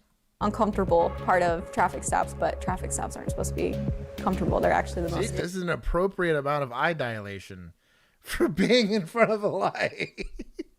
Dangerous parts. And then that way he has to contend knowing that you're here if he does anything funny with As him. far as like, okay, hey, maybe there's somebody in the back seat that I didn't see, or maybe there was somebody that was in the trunk, and even when I did touch the trunk, you never know what can happen. Don't get in the squash zone. Stop Watch it. where you're going. Look around you. Touching the trunk is fine. Situational awareness. I rather put myself in a safe situation and make sure the driver that I'm pulling over is being safe too. So we just got the basics, the basic fundamentals down, and then over time they progress. You might walk up to a vehicle and the person is just aggravated. They don't want to talk to you. They're having a bad day, and you pulling them over just make their day even worse. If you're gonna walk up and it's gonna be a felon with drugs and, you know, murdered body in the back seat. Some are just your normal everyday traffic. Seat. How do you take yourself serious as a training facility and don't see the issue with this? Legit, like if your job is to criticize and critique like the profession and how you do it, I have real beef with these removable radios. Like, I just have issue. Some are just your normal everyday traffic stops, and there's nothing crazy about them or anything. And then some days we go out there and we'll do a traffic stop, and then there's yelling, and there's this, and there's rolling up the windows, and they're honking the horns and trying to get out of the car. And we don't want them to think that every single traffic stop is going to be an argument.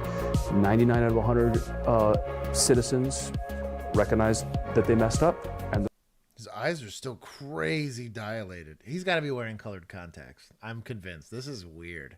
This is full sun. And his eyes are still in full-on dilation here. This is weird. And they're on their way. And we don't want the recruits to go in with preconceived notions. You told me no. 209 had some issues. One of the things I found out, especially during traffic stops, was that some people just are not used to talking to people, let alone strangers.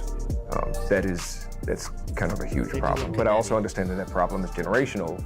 So it is a bit of a challenge getting them to come out of that shell and stop doing what they were used to doing before they came into the academy. It can be a challenge. The biggest thing was just knowing how to talk to a person rather than being the robot and walking up to the car and having be robot cops.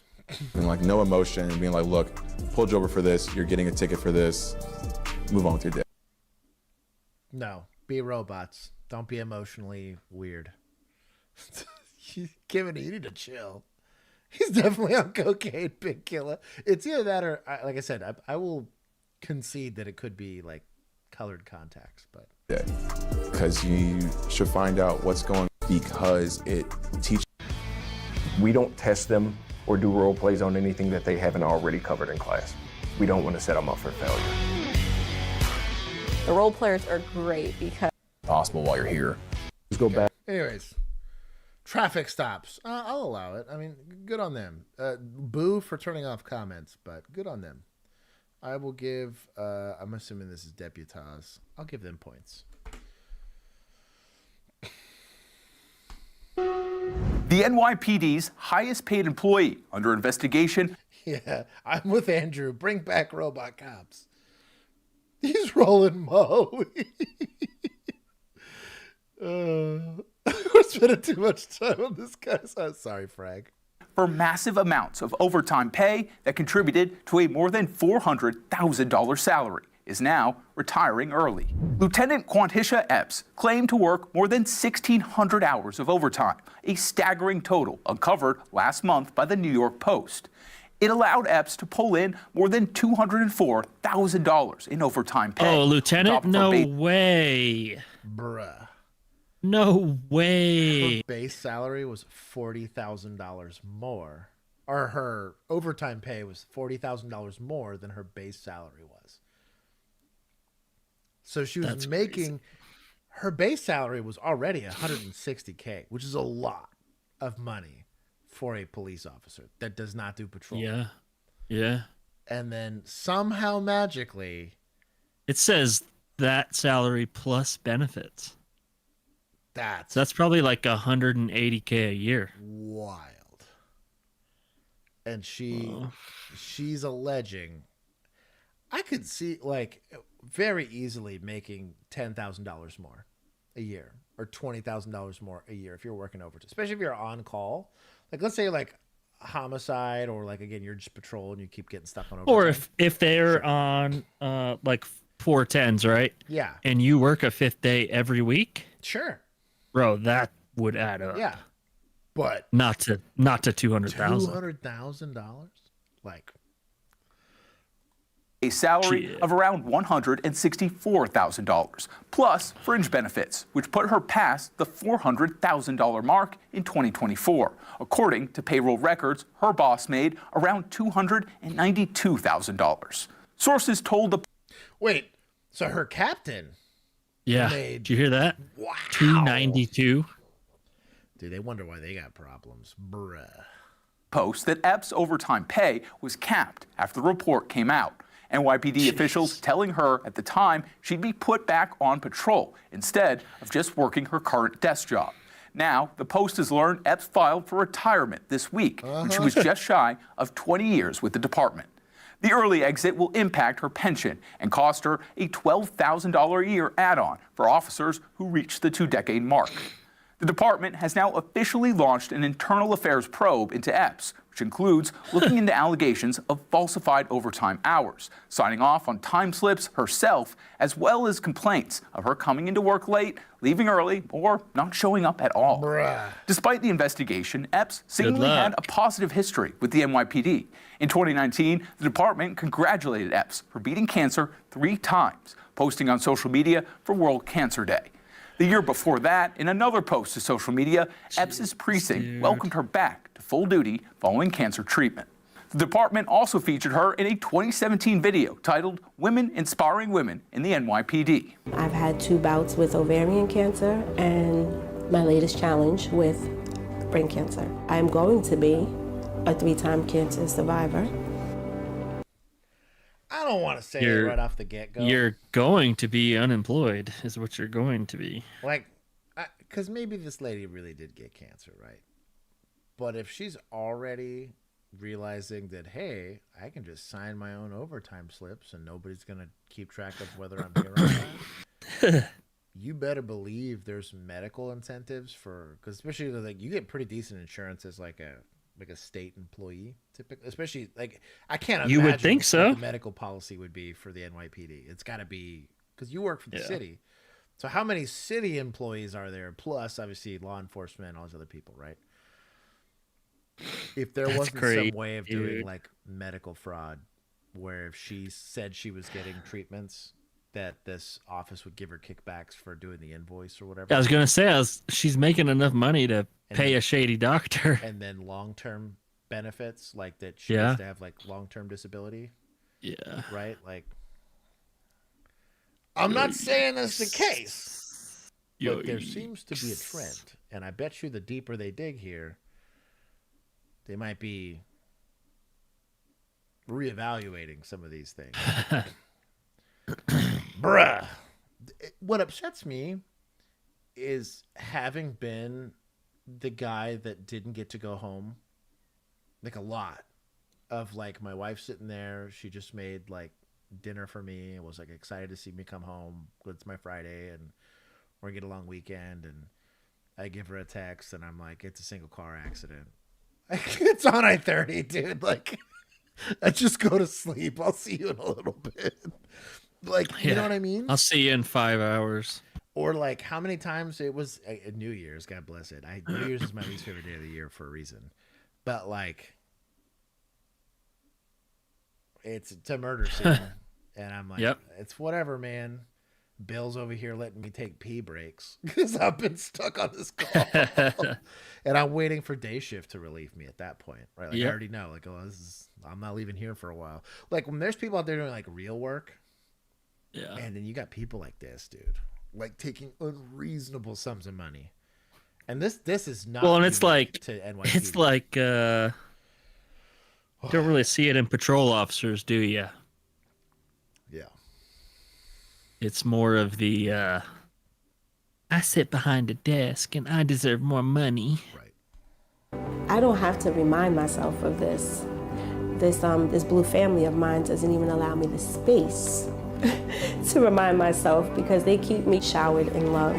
Following her recent retirement announcement, Epps' last day was scheduled for January 14th, but the NYPD has now suspended her without pay amid the investigation. The department has 30 days to investigate before her pension goes into effect. Epps has not commented on the investigation. For Straight Arrow News, I'm Jack. Dog. She's gonna fake her own death and say she died from cancer. Dog. Oh, there's comments. No transparency, no accountability. I'm for it, dog. Yes. That has zero to do with being a good guy. Oh my god. Dude, no kidding. Yeah. 200K is a lot, dude. That's a lot for a base salary. On a what did it say for the captain? 292 or something? Yeah, dude. 292. Like, crazy. I just don't see it. No pension, straight prison, grand larceny. Dude. Yeah. Damn. Oh, A before you. Come on, Josh. Get it together. Fraud.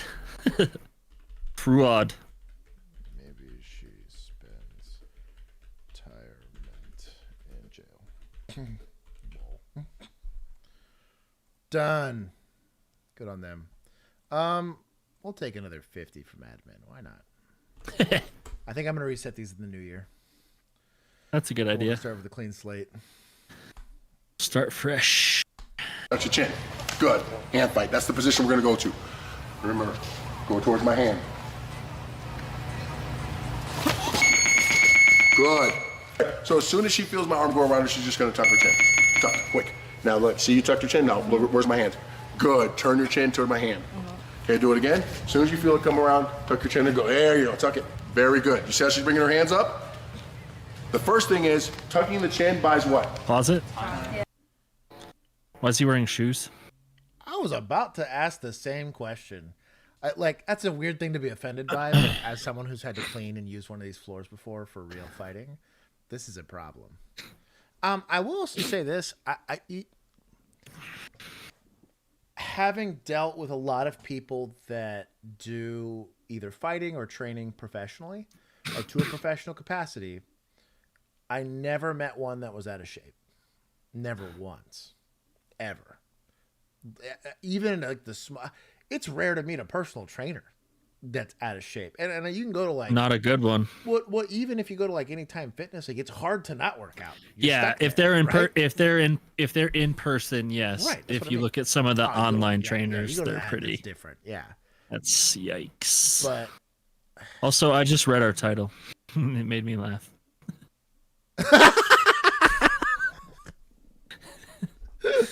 Oh man, I'm ready. I'm ready for chat on this one. -75 for shit. Agreed. Time. Can she stay there just with her chin tucked? No. No, but it's going to buy time. So she tucks her chin. Good. Are those And now wrestling this is that shoes? pluck. Now she wants to tuck her. Hell no, dude. That's what That's what Millennial said. They might be because of the high ankle. Maybe. It's hard to tell from here. Elbows as close to her hips as she can get them. And no matter what I do, even though I'm picking her up off the ground, I'm not choking her right now. Tuck your chin. Even though I'm doing this, right? She's got bigger sole issues. looks a little now she big faces for out when she does. shoes, though. So the heel makes me believe that these are running shoes. 'Cause They wrestling do shoes, kind of look like running shoes. Yeah. Wrestling shoes, I feel like, are very flat. Yeah. On the bottom. Yeah. Yeah. Does this? Base now. Base. Yeah, now it makes her tougher to grab. Now I can still drag her from point A to point B, but I'm not choking her. So she solved the most important problem first. This isn't the entire defense, but I'm here to tell you, the most important part of the defense is tucking the chin and get to hand fight as quickly as you possibly can. Here's what I know. If she doesn't take care of this choke, what happens? Krav girl. 99. Yeah, Krav Maga, I would not bless. That would also make sense why he's wearing shoes. Yeah. Make sense? Just don't think So he we wears have to shoes. always address the most dangerous threat first. Super quotes, base. Then we deal with the other shit. Keep her. So she's. Go down. Actually useful. I mean, kinda. But he didn't like. Yeah, he showed you how to not get choked, but he didn't show you any like defense or counter to it. I don't know. Hold on.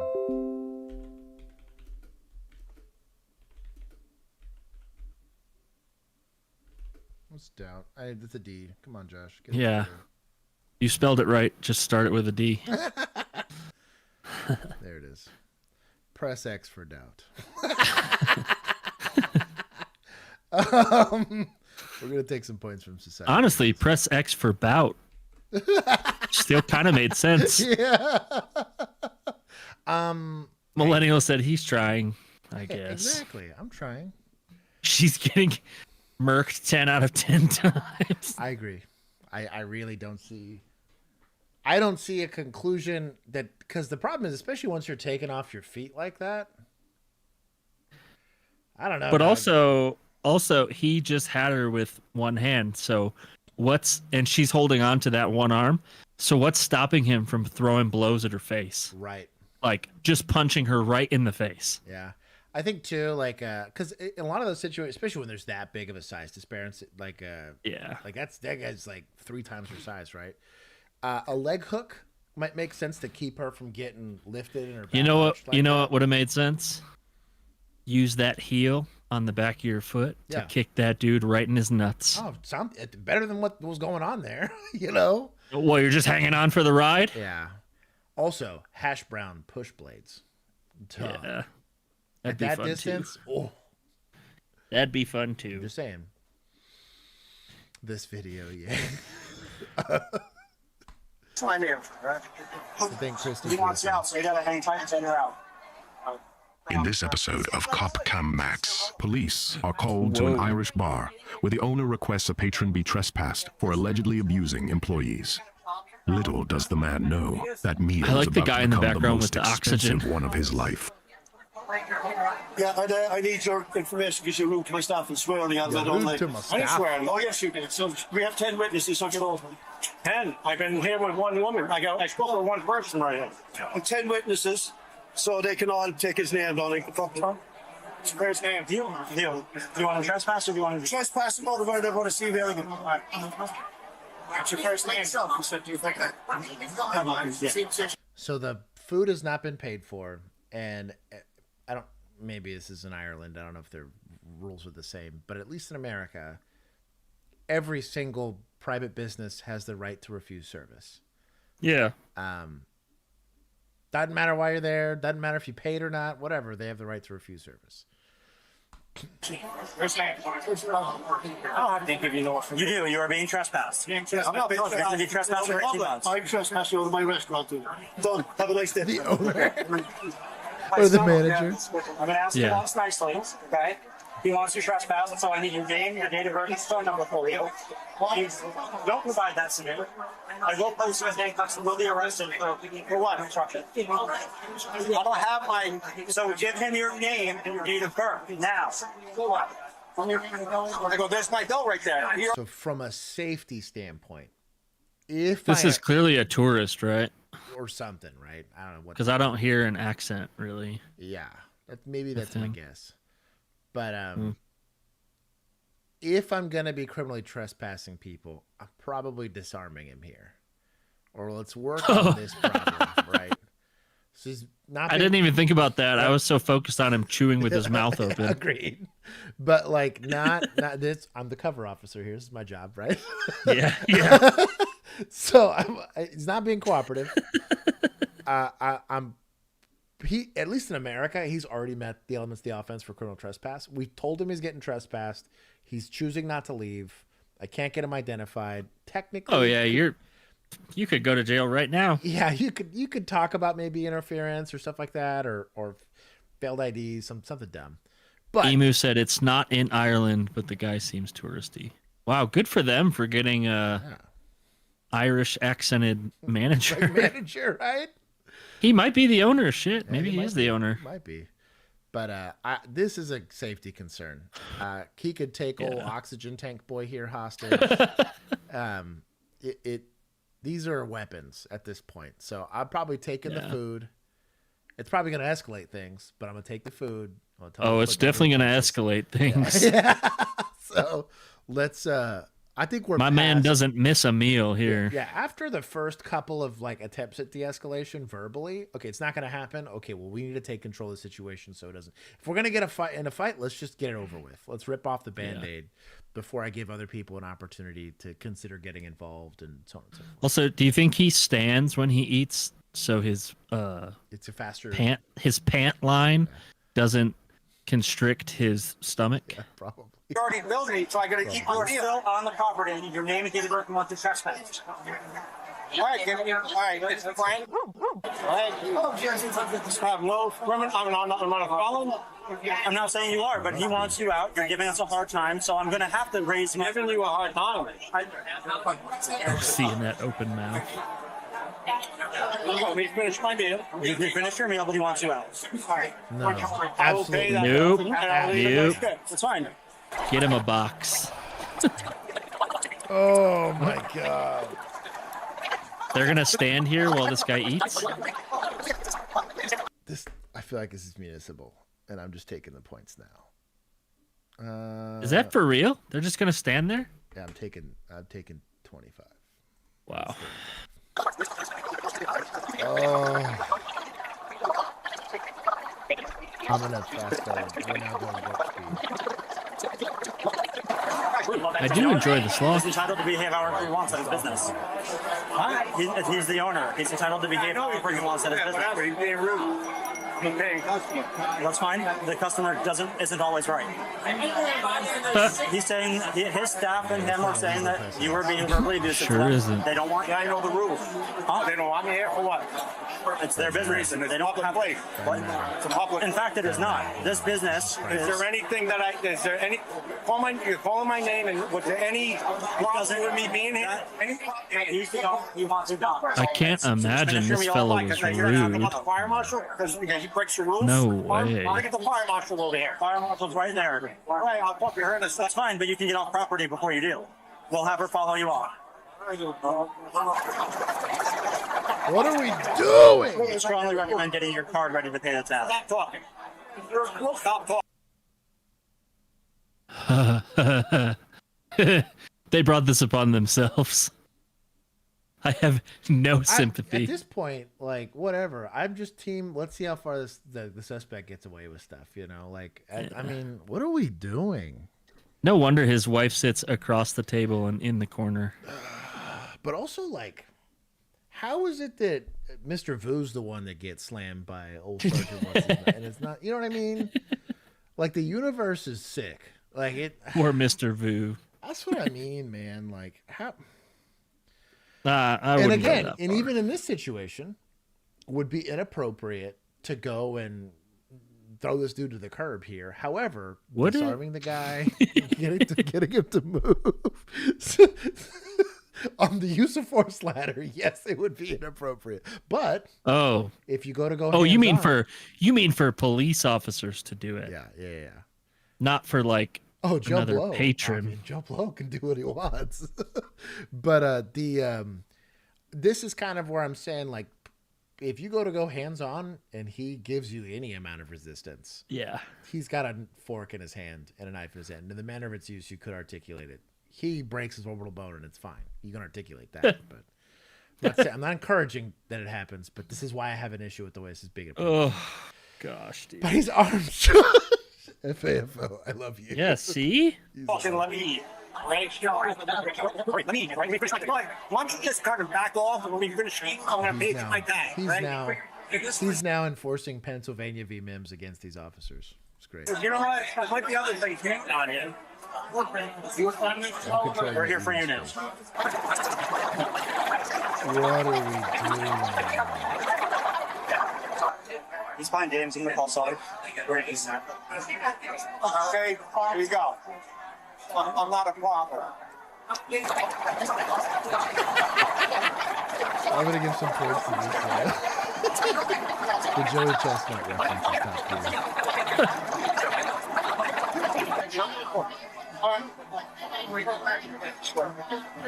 That would be great.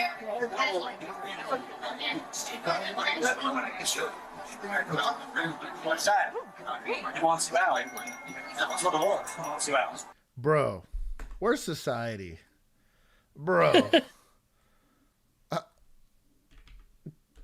100 points for that manager, dude. He's like, what are we doing here? If the food's the issue, I can get rid of that. Let him. Incredible. That guy just made my day. God bless this Irish dude. This Go manager. back. I want to watch it again. Dude, look, he's done with it. He's done with it. He goes, he just runs in, yoink. He's top tier, dog. He's probably like, why are there still cops on my patio? Doesn't say nothing. Swipe or no swiping, dog. What's that? He wants you out. That's what the Lord wants you out. Alright, I'll pay the game. Which way? That way or this way? Pay the tab or you're drinking or paying the tab? Just my dinner. What do you need? I'm gonna pay the tab?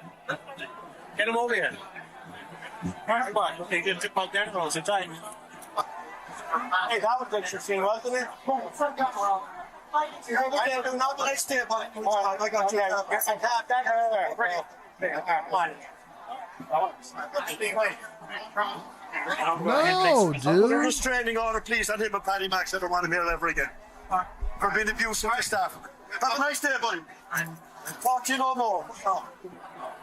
The manager disarms him. Yeah. The manager did all of the work. Give that man a medal. Fine.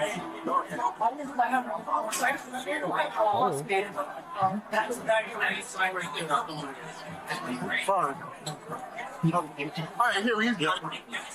You ain't going nowhere. Yeah, just leave it. But I don't park back here. Well, then, go out this way. I'm parked over here. Parked over there. Yeah. Go out this way, then you can go around that way. You just see that guy assault me? He didn't assault you. He didn't touch you. Oh, you just fucking back. Oh, you're gonna. All right, go on, please. Bruh. It's not a complicated situation. All right. Now you're under arrest. Now, fuck you. Go to jail, bitch. Put your hands behind your back, right? That's incredible. That guy's incredible. We get some more points to this manager. Man. This manager's like, I'll pass him by one more time. He'll throw me a shoulder. That is called being finessed, kids. Enjoy You're jail. fucking more. I don't want to test charges tomorrow. You just said time with us, I heard. Any bucks. Hands behind your back. Lock your fingers now. Hold me. Where is this? Palm Beach Gardens Police. Y'all did a terrible job. I'm good, dude. Don't worry about it. Shut up. Good. Don't give him lit, dog. Good my ass. You Let just him body run checked that. someone right in front of cops. Yeah. Moron. Oh, wow, no but kidding. that guy can hit me. Separate your legs. No. See, and that's all. Can we call somebody to pick you up? Who am I going to ask for? Just Andres. Your call has been forwarded to an Call back. messaging system. Yeah, give him a call again. All right, now call Priscilla up. Oh, Frank, how are you? His landlord filed a complaint and eviction. Is that true? That would be hilarious if that was true. Not too good right now. I'm in handcuffs. Is there any chance you can pick me up? Oh, wow. Where are you? I'm at Patty Mac's, and the owner was My messed. problem is that I don't know if I can drive my car because there's something wrong with my front tire. Call Brado. Yo, dude. Hey, can you do me a huge favor? What's that? I'm in handcuffs right now in the back of a police car. I just need me to pick me up, dude. Yeah, I can, but my car, we're working on it in the moment. Who else can I call? Glenn Neighbor. Your call has been forwarded to What? voicemail. Nickname.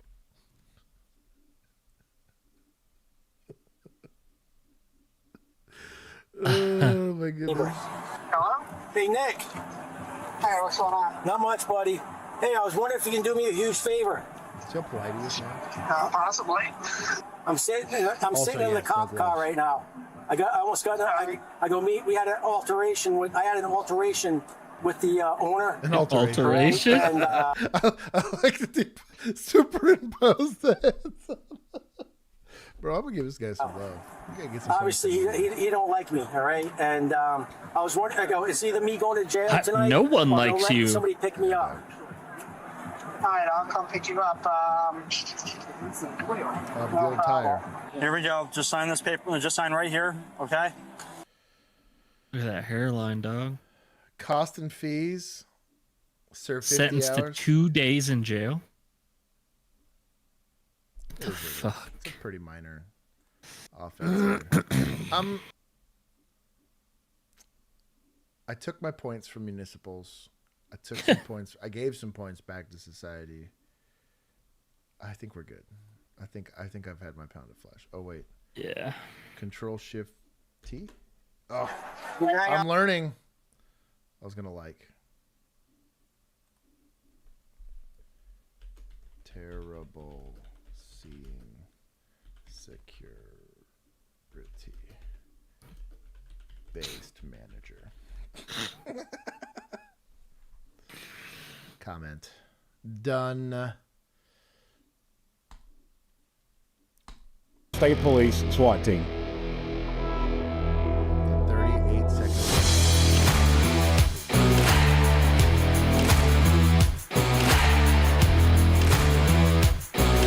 It always kind of cracks me up when you'll see guys that have access to night vision using night vision in full sun.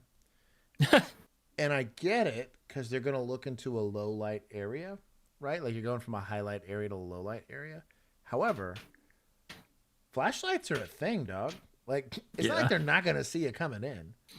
Yeah. At night it makes some sense. Or if it's like dusk or whatever and you're trying to like minimize your signature, but like what about announcing 15 times or whatever? I don't know. It seems like a weird, and it's not their money, right? It's the city money.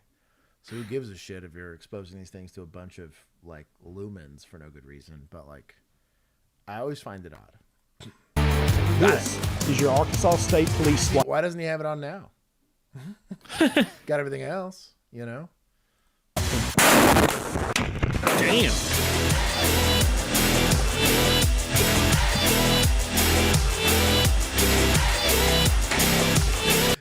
They're using white light.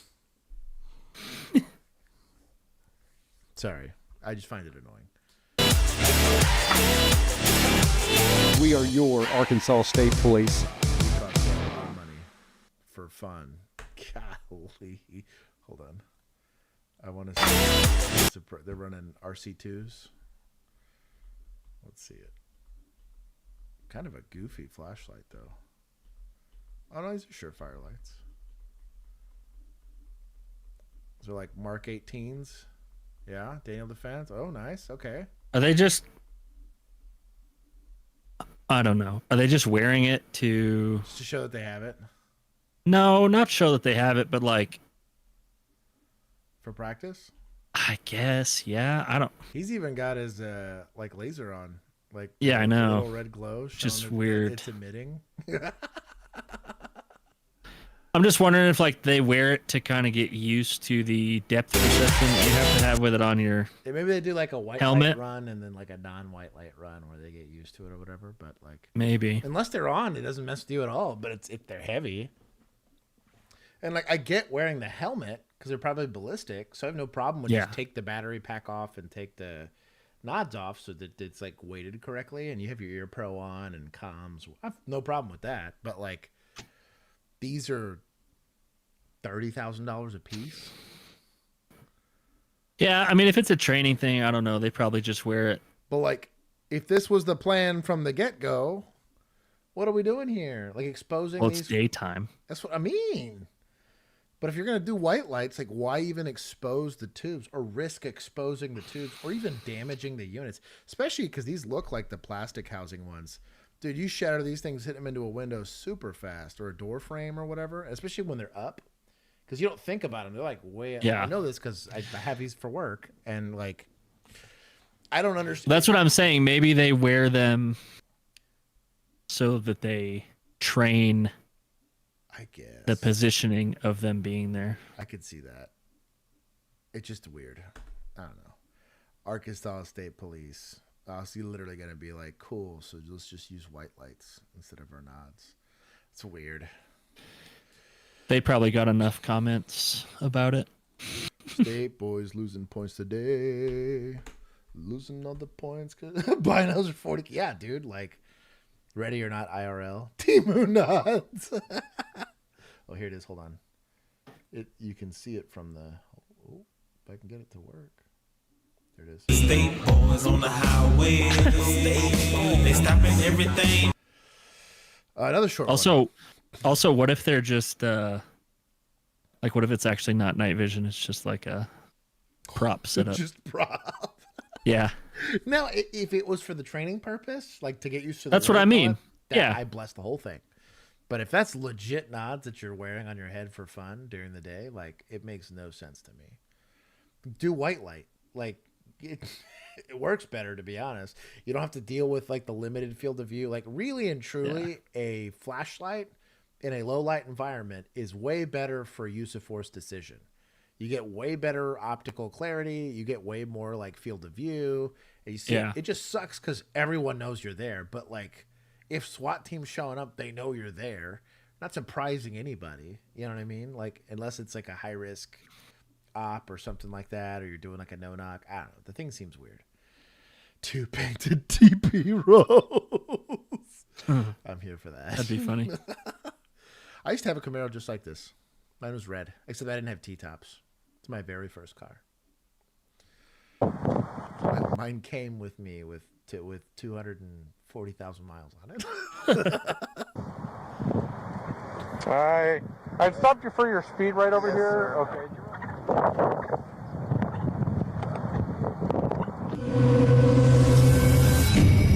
What? Okay.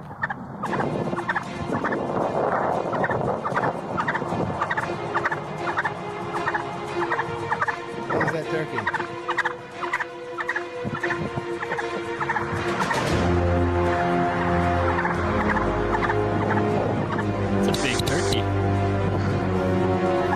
good 1034 traffic. Oh, I'm gonna come over there again.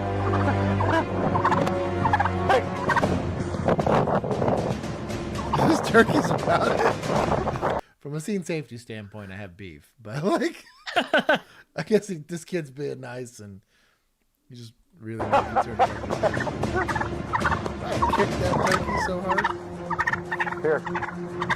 You're not getting a ticket. We don't want you to get a ticket.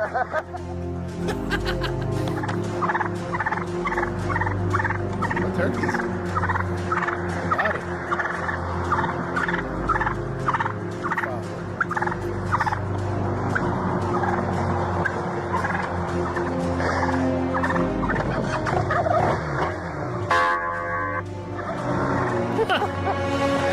He's vicious. That was actually kind of adorable. I'll bless it. Is this? That was awesome. I'm trying to see which agency this was. That was municipal. Oh yeah. Yeah, that's municipal. Let's go. For bravely surviving this vicious assault. Also for him being a chat about it. He's like, you know what? This is just a fun. He said, I'm gonna do 10 more of these today. He's a murderous cop. He's stopping everything that moves, but at least he had a good sense of humor about it. The guy gets a cool story. At least he was cool.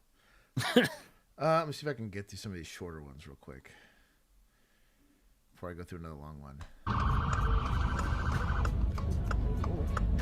Shit. Oh my god. Oh, shout out to them. Oh, fucking god. Yeah, guess who's buying me a new hood?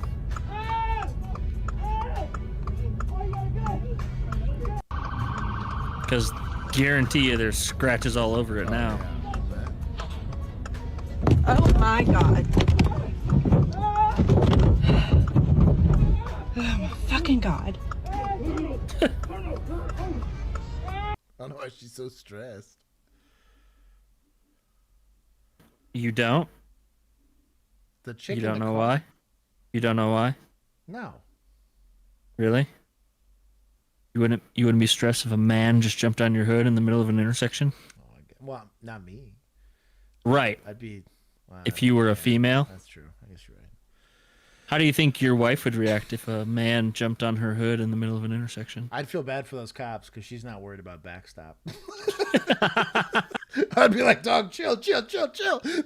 Backstop. Your backstop's an intersection and 3 cops. Maybe don't smoke this guy on your hood. Well, that's fair. To be fair, for my vehicle, he'd be lucky to make it to the hood. I would say that jump. Man, heck, even my truck, dude. Like anytime I did my serpentine belt, I had to stand on my bumper to lean in and get it. Like that is a tall. There. And yours is way taller than mine. Yeah, it's just more reason to drive. Yeah, four-wheel drive that same vehicles. Jump might have gotten him to like the headlights. Maybe. You know what I mean? That same he just bounces off. That's what I mean. Yeah. That's why we drive trucks in Texas. That's right. Josh's empathy score is a bit low. I try to. So I do believe wife's backstop is the suspect. True. That's true. He's a sponge. He's a sponge for projectiles. The Olive Garden was the backstop. Oh, you're not missing out. Hey, leave Olive Garden alone. They're going through it. They are going through it. That's gonna be sad if they close. Dude, same. That'll be the end of an era. It'd be like Chili's closing. I mean, that's a big chain. Yeah. Okay. A motorcyclist stopped next to her before lane splitting through traffic. And since the police officer behind her couldn't catch up to him, the officer decided to pull her over instead. I really got lit up because of this guy, bro. What? What? What did I do? It's not so much what you did, so your buddy did. You guys were kind of thinking that it was a good idea to joust me into trying to pursue him, right? I could see you guys that was not me. We're 2 different people, sir. So, I don't know who your buddy is, but you might want to have a word with him, because that's the stupidest thing I've ever seen any... This is an So there's unlawful stop. Yeah, I was about to say, so there's nothing illegal? I have beef. Not as much beef as he's got going on here, but I got beef. What do you do on a motorcycle? I ride a bike. Well, he's not my buddy. He's not your friend? You were sitting there talking to him. Dude, because we're you got driver's bikers. license, registration, insurance for this bike? For what? Sir, For what? What's the I stop swear, for? I was just on my way What's home the traffic to get violation? This is already starting to piss me off. So you don't have it on you? So today you're getting off without a ticket? I don't have an empathy score. It's below 0.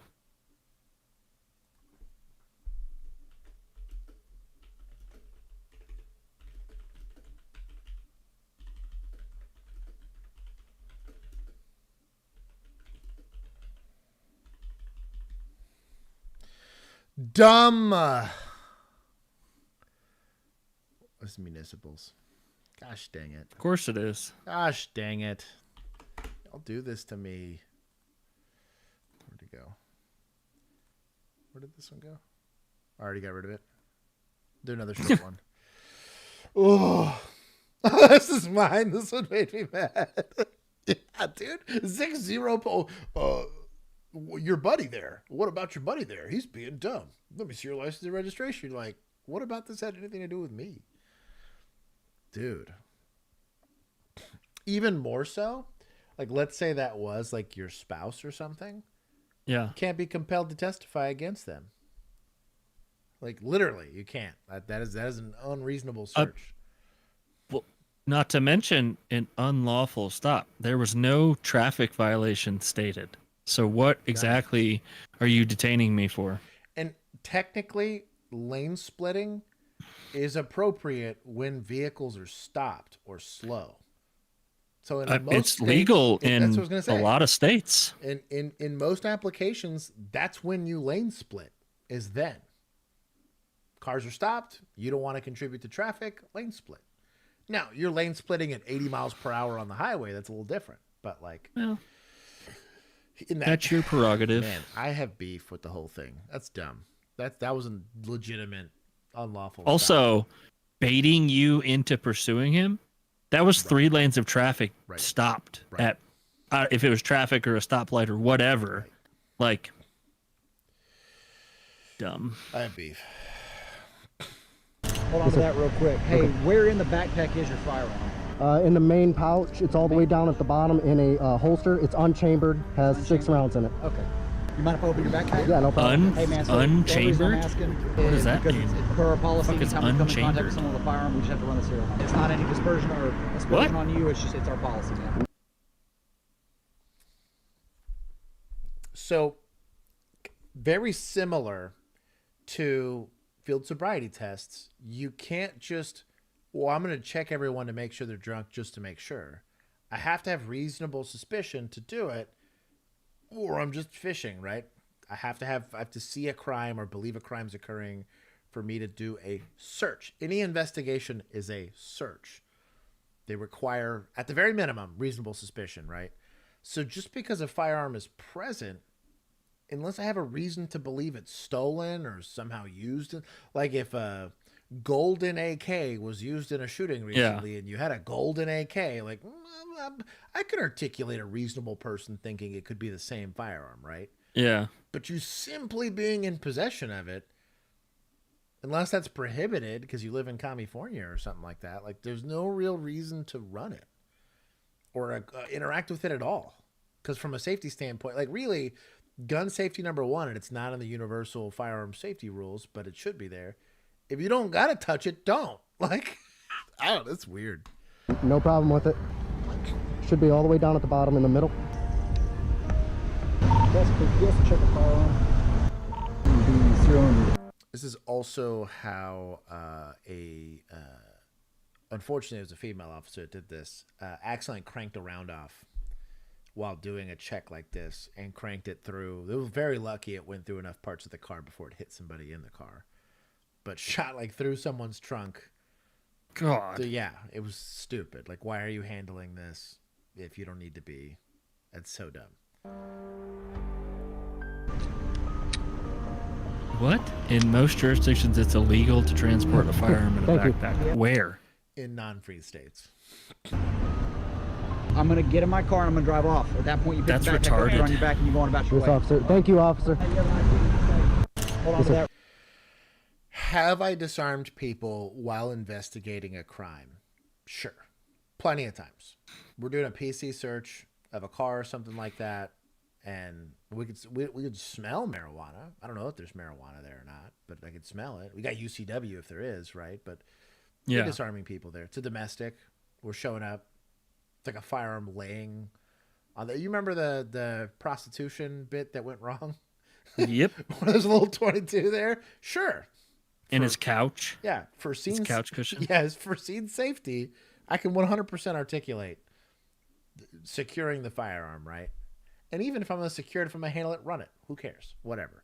But like digging to go find it, unless it's an element of the crime, I think is stupid policy.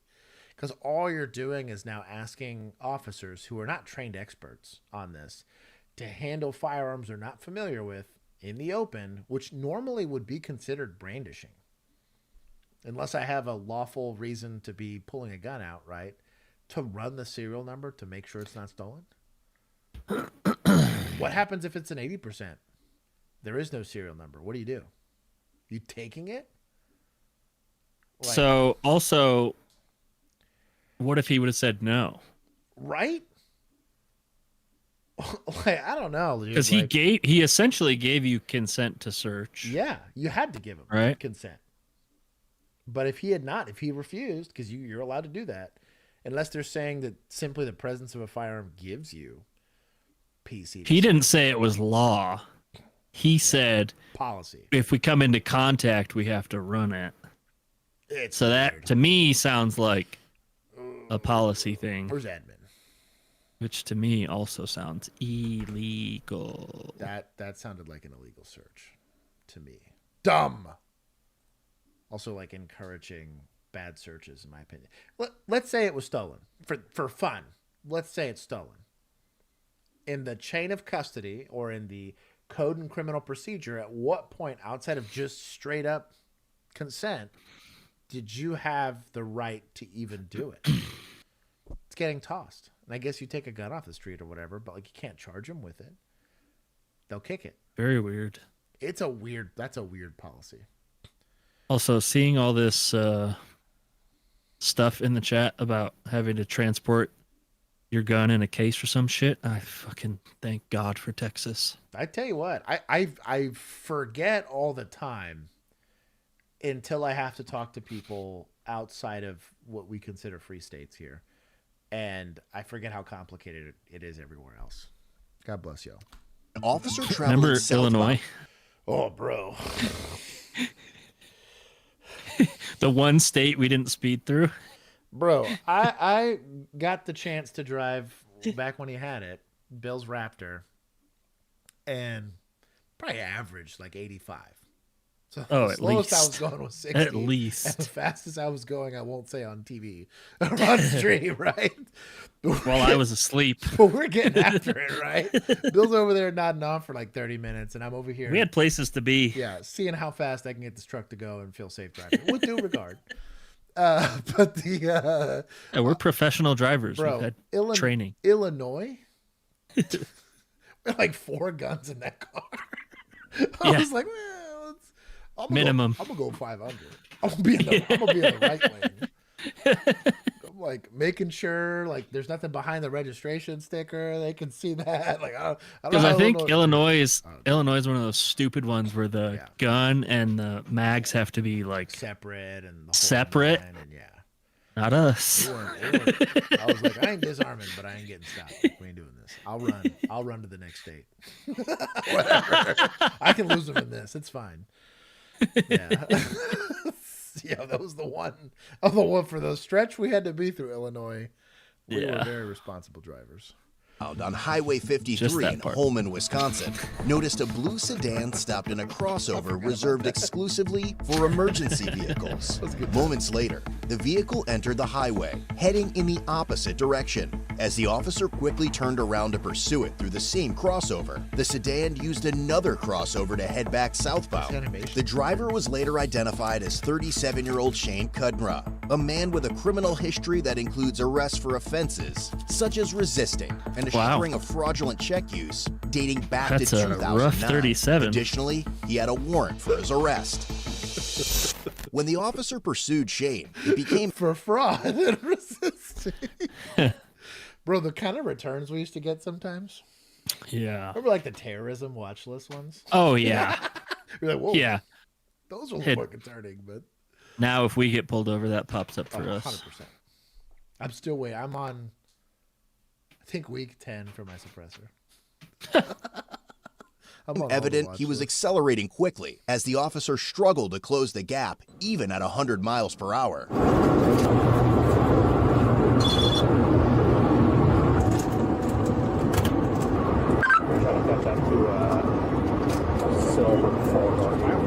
It's got a temp tag in the window. Kind of early, ain't it? Oh. Yeah, I forgot. Exactly.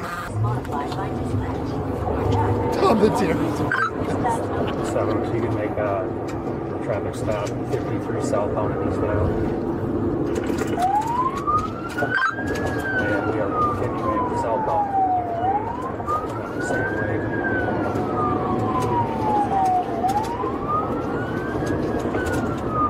Adam 64415, one male occupant, southbound 53. At 100 miles per hour, Shane aggressively cut in front of two vehicles, effectively blocking the officer's path. 7 reason for stop was 2 crossover violations, speeds at 104. Just exited Sand Lake very quickly. Not able to get here. That was pretty clever. A sneaky snake. I'll see if I can get you a direction. It's gonna go south or north on Sand Lake Road.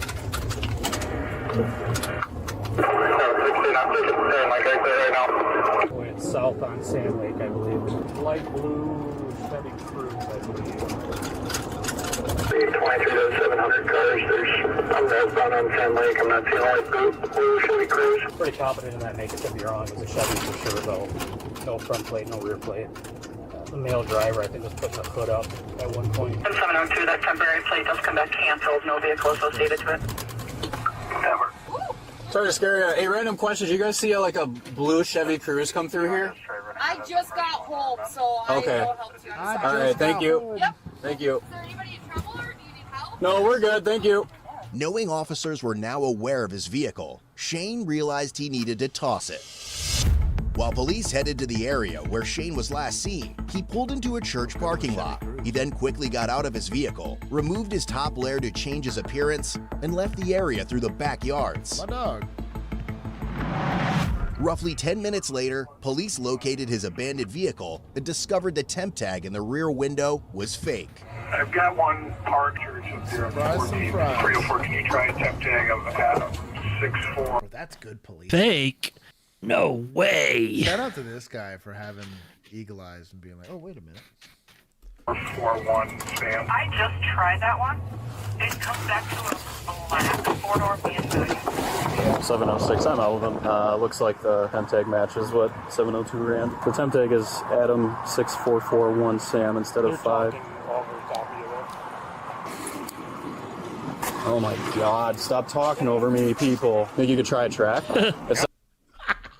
Relatable. Hold on. This is PD. We're taking points for traffic.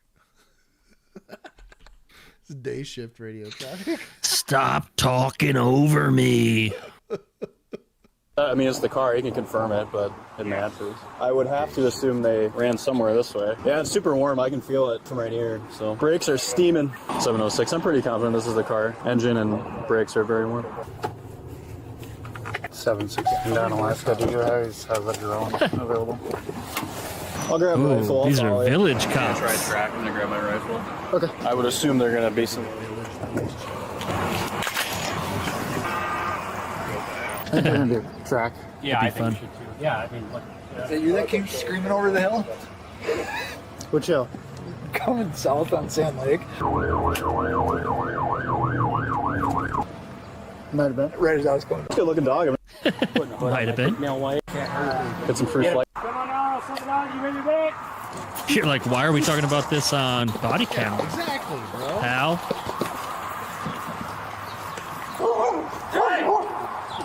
Get over here. There's some shirts in the back, and then It's a nice enough neighborhood. The door popper. Yeah. It's a sorry show. I don't hear any going on around here. Yes, got it. Money. Hell yeah. I just got back and I see nobody there. But the dog didn't pick up the scent. Hey, he just wants his house checked quick. Yeah, you're good. That's all. That's the hard. There's a. Wants his house checked. RNA. Ooh, needle in the glove. Come on, man. The most likely spot. I get stuck by that, did I? That's weed. He's adding the Shane guy to it. A local contact. Out of the driveway. Oh. Probably our guy. That might. Yep. That could be our guy. So referencing that fact, it's going to be a black Dodge Ram. Jason, I'm gonna head to that with him. You good with that? 1700 Main. It's going towards Walmart. Did we steal someone's truck? That can't be a coincidence. Sounds like it, right? He's lucky they're not in Arkansas. 706 put me on this. We have a West Salem car sitting at 16, please. As other officers headed You got insurance? towards Walmart, one of them decided to search the local mall. 706, I'm gonna go down through here. Black Dodge Ram, run right. Oh my gosh, I'm sorry. Bro, dispatch. Get it together. Let's act like you've been here before. Over here trying not to die, and you're over here apologizing on the open air. Right tire is a spare. In the rear parking lot, he discovered a truck that matched the description of the stolen vehicle. Call that vehicle. Yes, that's going to be our suspect. 706, break. I have the vehicle at the back of the mall. Looks to be unoccupied. Call John 2163. Has been updated.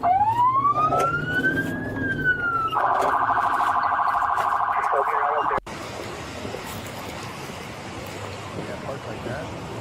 Although, this is pretty typical for a Dodge Ram. Not trying to throw shade. 706, vehicle is cleared. Let's get at least 2 units at the front of the mall. Might be OIC for now. I'll take at least 3 or 4 if we have them to the back of the mall. Right by the main rear entrance. There was a male. I couldn't really see race or anything. I just saw orange shorts. He was further on the south end of the mall, on this larger parking lot just past JCPenney's to the north. If he's still over there, why don't you step out with him?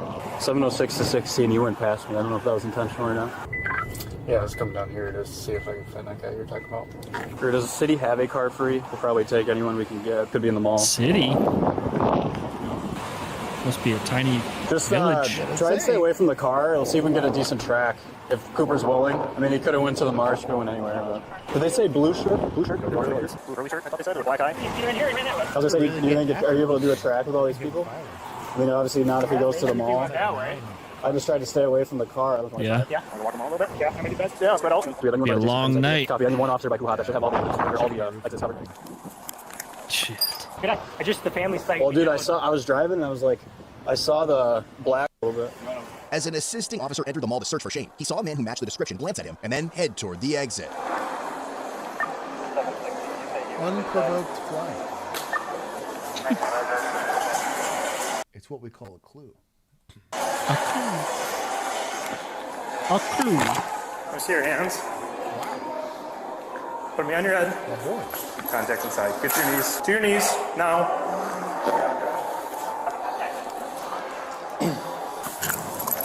I'd send him for the taser deployment, but it was effective. It was effective.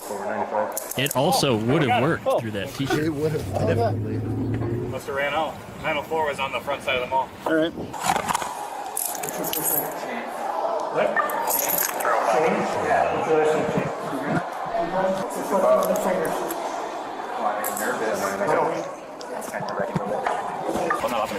Yeah, he doesn't look like he commits He gained crimes. good ground. He was running most of the whole time. He ran all the way to 1700 block.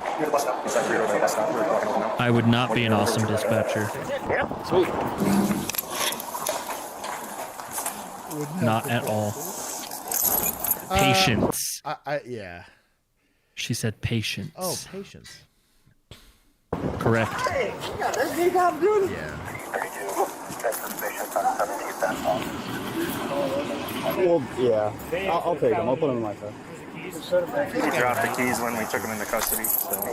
What's that, boss? What theft are you talking about? We'll get into it. Hey, you just want to make sure those work, please, on the car? I saw the blue Hurley shirt, and he saw me and kind of did a look away and tried to walk towards the door. So I seen him. He came, but he had sunglasses on and pants. So I. Dan, is this correct? They're picked for higher pitched voices because they sound more clear on the radio. That'd be wild if that was the case. Also, it makes a lot of sense. Anything illegal on you or inside of your body? No. It's going to be found at the jail. Yeah, I don't have anything. All right, good. Don't I get to be told what I'm being arrested for? Yeah, I will go into it. I just got to read you something quick, okay? A search of his person uncovered the keys to the vehicle he had initially fled in, along with 2 counterfeit $100 bills. You got any needles or anything? Nope. What a show, huh? Well, yeah. Counterfeit? I'm sure I'll be on total camp for this one. No way. All right, we'll see you guys. Hey, good work. Jesus, change is like dug into your pocket, man. Getting broke, man. You're fired. Going inside. No bullshit. Saw him cross, and I saw you. Be your call sign too. They would hate me. I'd be that one dispatcher. Exactly. You'd key up. Because they wouldn't tell you when they switch shifts, but typically it was around the same time. And you would just tell because they would key up to go dispatch something. And it was like, I'll dox him, bro. John was a terrible dispatcher. He was nice enough. It was nice. Terrible dispatcher. Terrible dispatcher, dude. We had a few terrible dispatchers. Yeah. There was some that were very squared away. There was like, I would say 3 to 4. Yeah. That were good and did their job very well. Yeah. And from what I know, didn't try to sleep with every police officer in the department, but I don't know that for a fact. So, but yeah, there was also some that just a bad thing.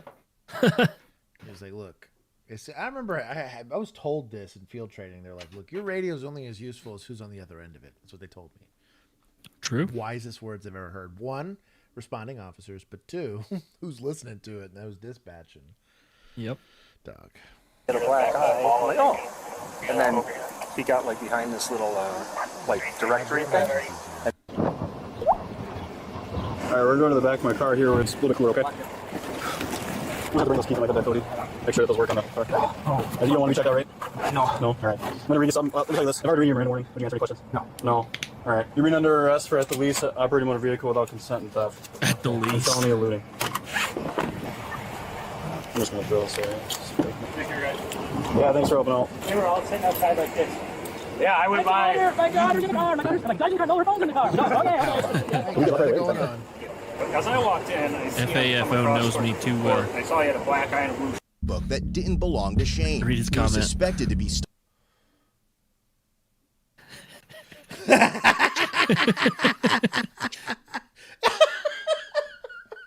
Bro. Oh, Bill, I'd be like, Bill could be bought. I'd be look, dog. I'd be like, look, dog, I know that first form stuff's expensive. All I'm saying is, if I give you a credit card number, I ain't getting dispatched in my last hour. He'd be like, say less, fam. He goes, I'm not above being paid off. And then the guy who does unlawful traffic stops all night, he would be getting call after call after call. Sorry, what can't flavor do any you want? traffic stops. We got you got ghosts today, okay? What you want? Bro. I'd have like, you should just have like a little like Yeti cooler or something in the back of your truck. You just put it in the back of the truck. It's cool. stolen, I'll with meet you at the Shane back of the allegedly station. writing checks to himself fraudulently. Additionally, there were marks in the checkbook indicating someone had attempted to practice the owner's signature. To add some extra sauce with that, police investigated further into the fake temp tag on the vehicle Shane initially fled in. They contacted the registered owner, who stated that he had sold the car to Shane a few days earlier. The owner had accepted a $4,500 check from Shane for the purchase, but it later bounced. No way. Shane was given a cash bond set at $10,000. Oh, wow. However, it was later modified to a $10,000 signature bond. While out on that bond, Shane was arrested once again on charges of retail theft and issuing worthless checks, and was released on a $2,500 signature bond. Despite the deep shit he was already sitting in, 3 additional cases involving worthless checks and theft have been opened against him.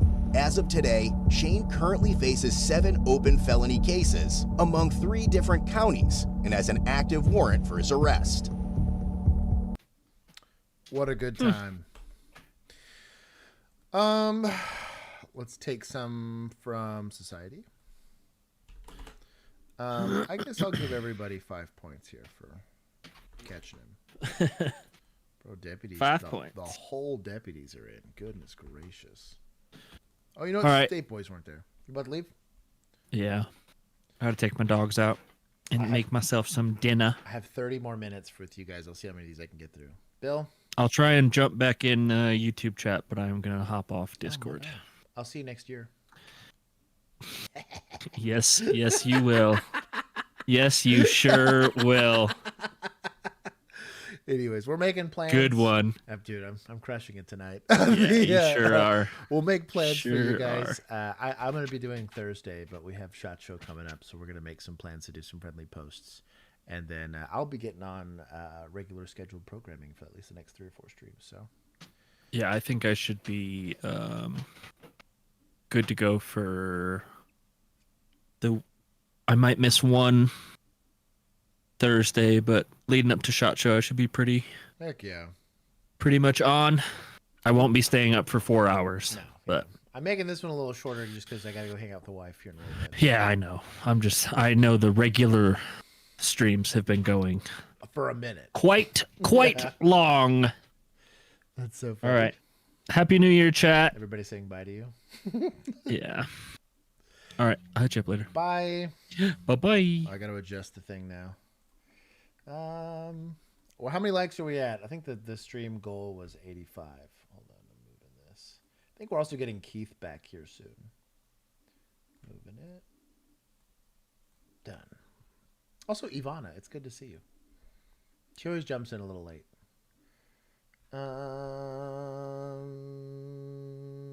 4-hour stream? No, we're getting 3 today.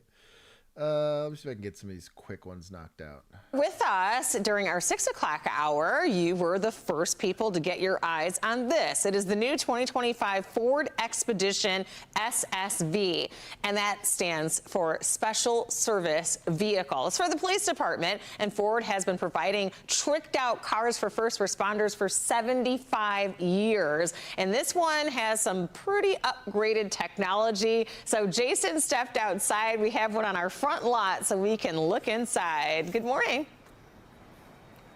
Good morning to you. Look at this bad boy, brand new Expedition, and it's just the marketing vehicle right now from Ford that goes out. I want to bring in Lindsay Bertino, who is with Ford, and you head up I had no idea that Ford had its own police vehicle division. Tell me about that.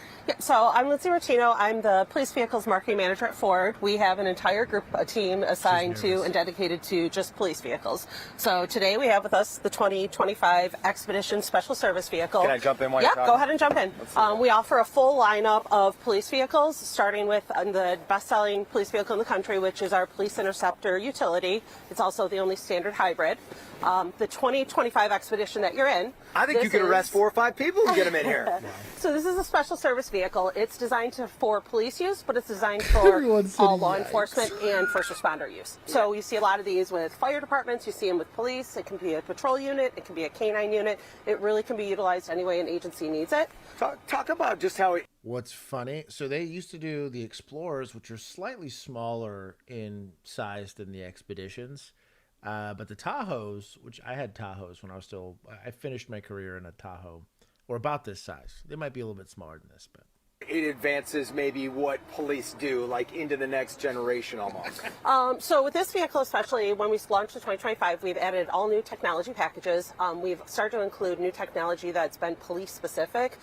So one of the items we have is dark car, which is almost a stealth mode.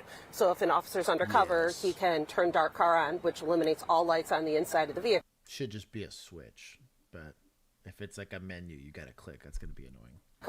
So when they're in the vehicle can still run in an idle situation, but all lights are off, so they can't see them. It looks like there's nobody, and you can't see anybody in there.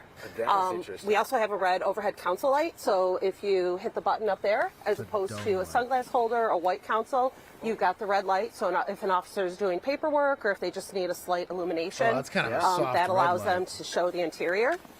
I like The other option that we've included, which is now also standard, is we have a timed liftgate release for the back of the vehicle. So a lot of officers keep a lot of safety items, guns, things that they don't want people to have quick access to. So we have a lockdown feature, so if you need to get into the back liftgate, you have to release it, and you have 45 seconds to get back, so somebody can't open that liftgate without access. The days of the...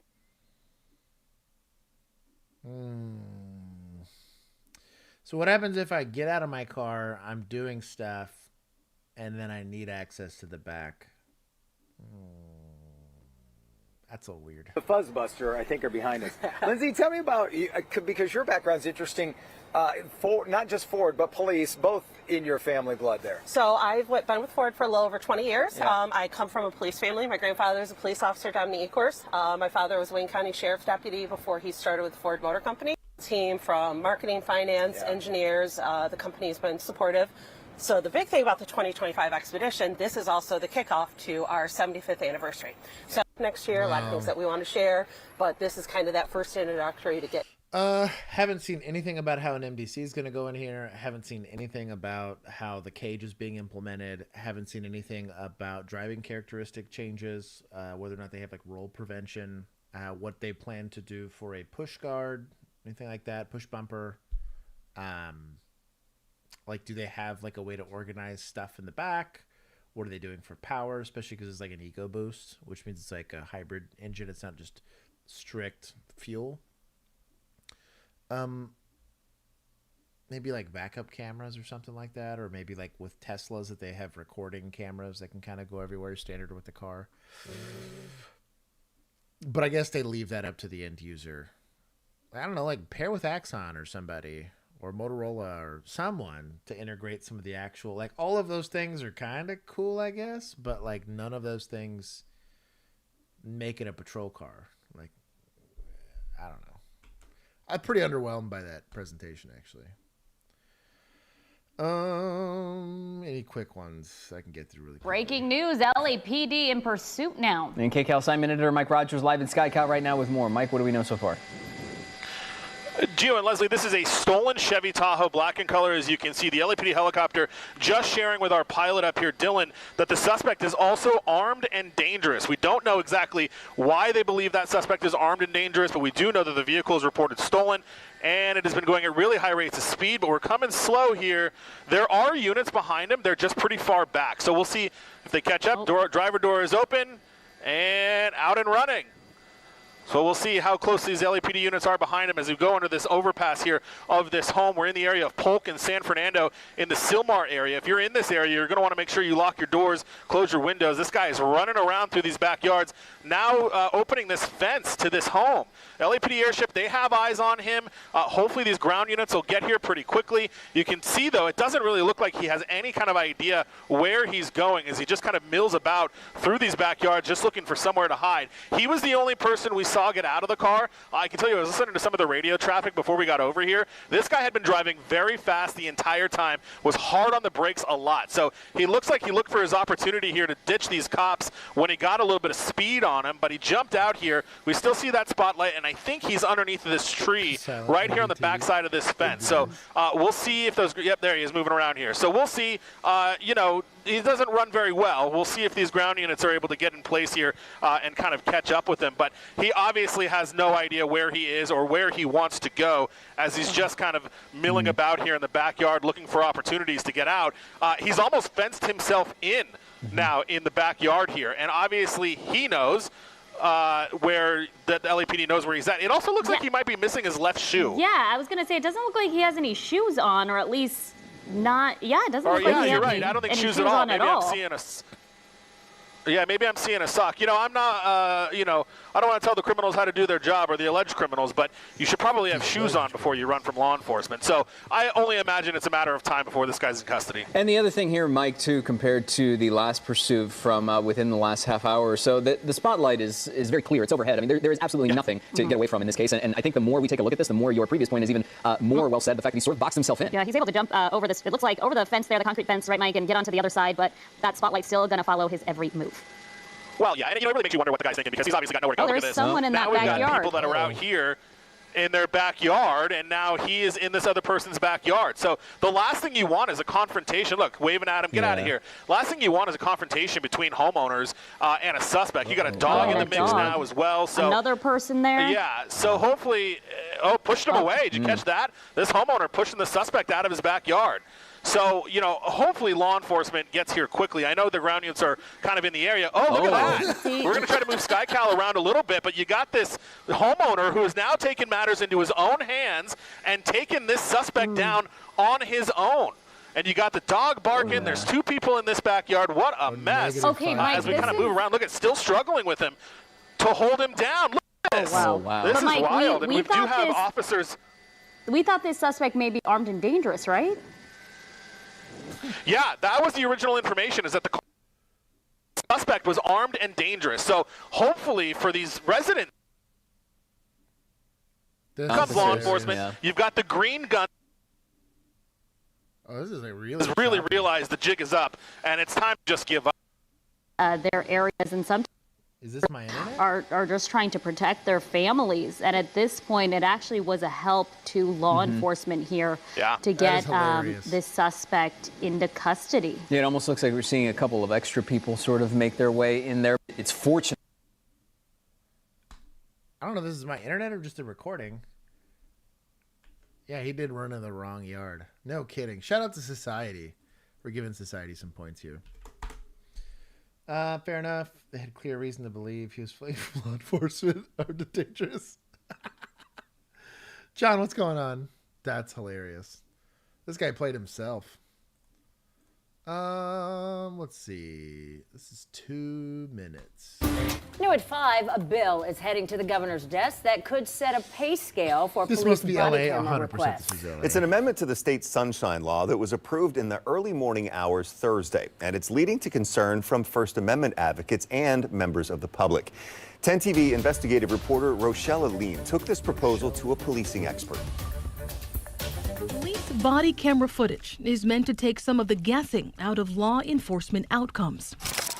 They help paint scenes like this dramatic water rescue in Galena, or this one at a truck fire on the I-71. Are you still in here, Randy? In other cases, like this footage from Whitehall Police, body camera video exposes officers who aren't doing what they're supposed to. It is actually felony fleeing, okay? And it's a felony charge. The officer in this footage was later fired after allegedly falsifying a confession, leading to a woman's wrongful arrest. And if signed by the governor, a new bill would give police an opportunity to charge you more to get it. An early morning amendment to House Bill 315 would allow police to charge up to $75 an hour per hour of body camera footage you request. The amount would be capped at $750. The bill has been passed by both the House and Senate.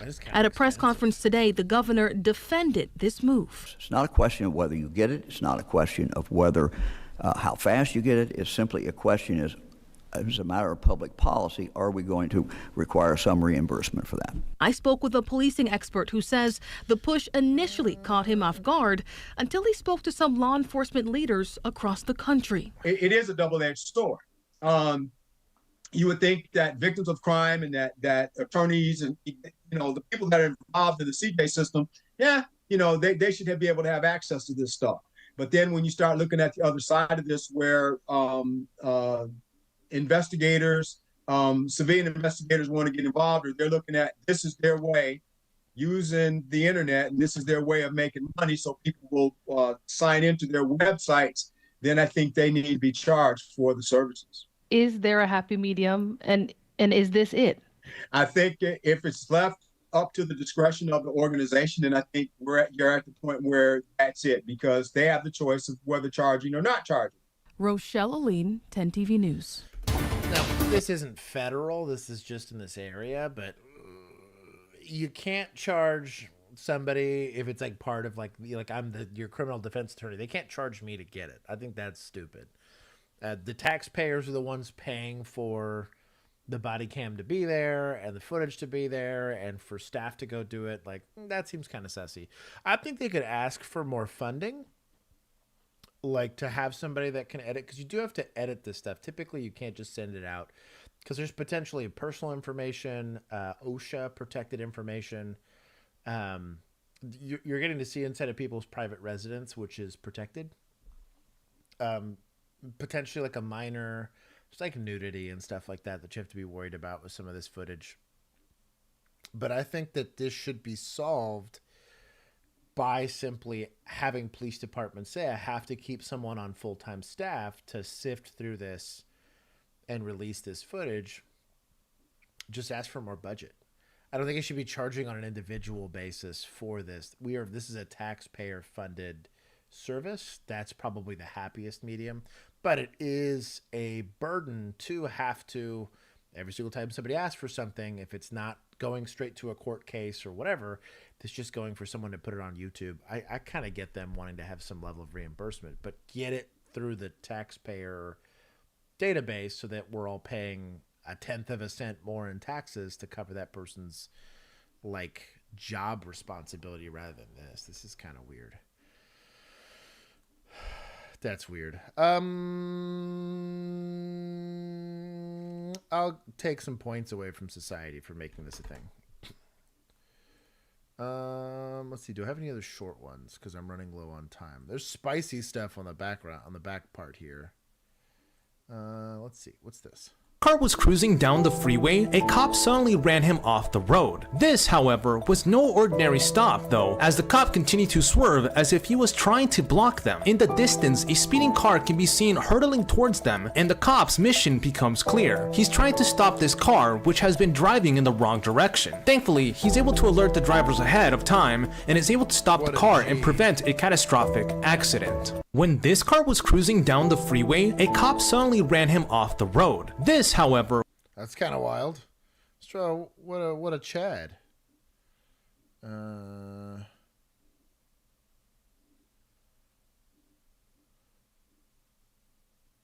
This cop is either a genius or a complete idiot. Looks like he caused an accident. I guess the person that caused the accident is the person driving the wrong way.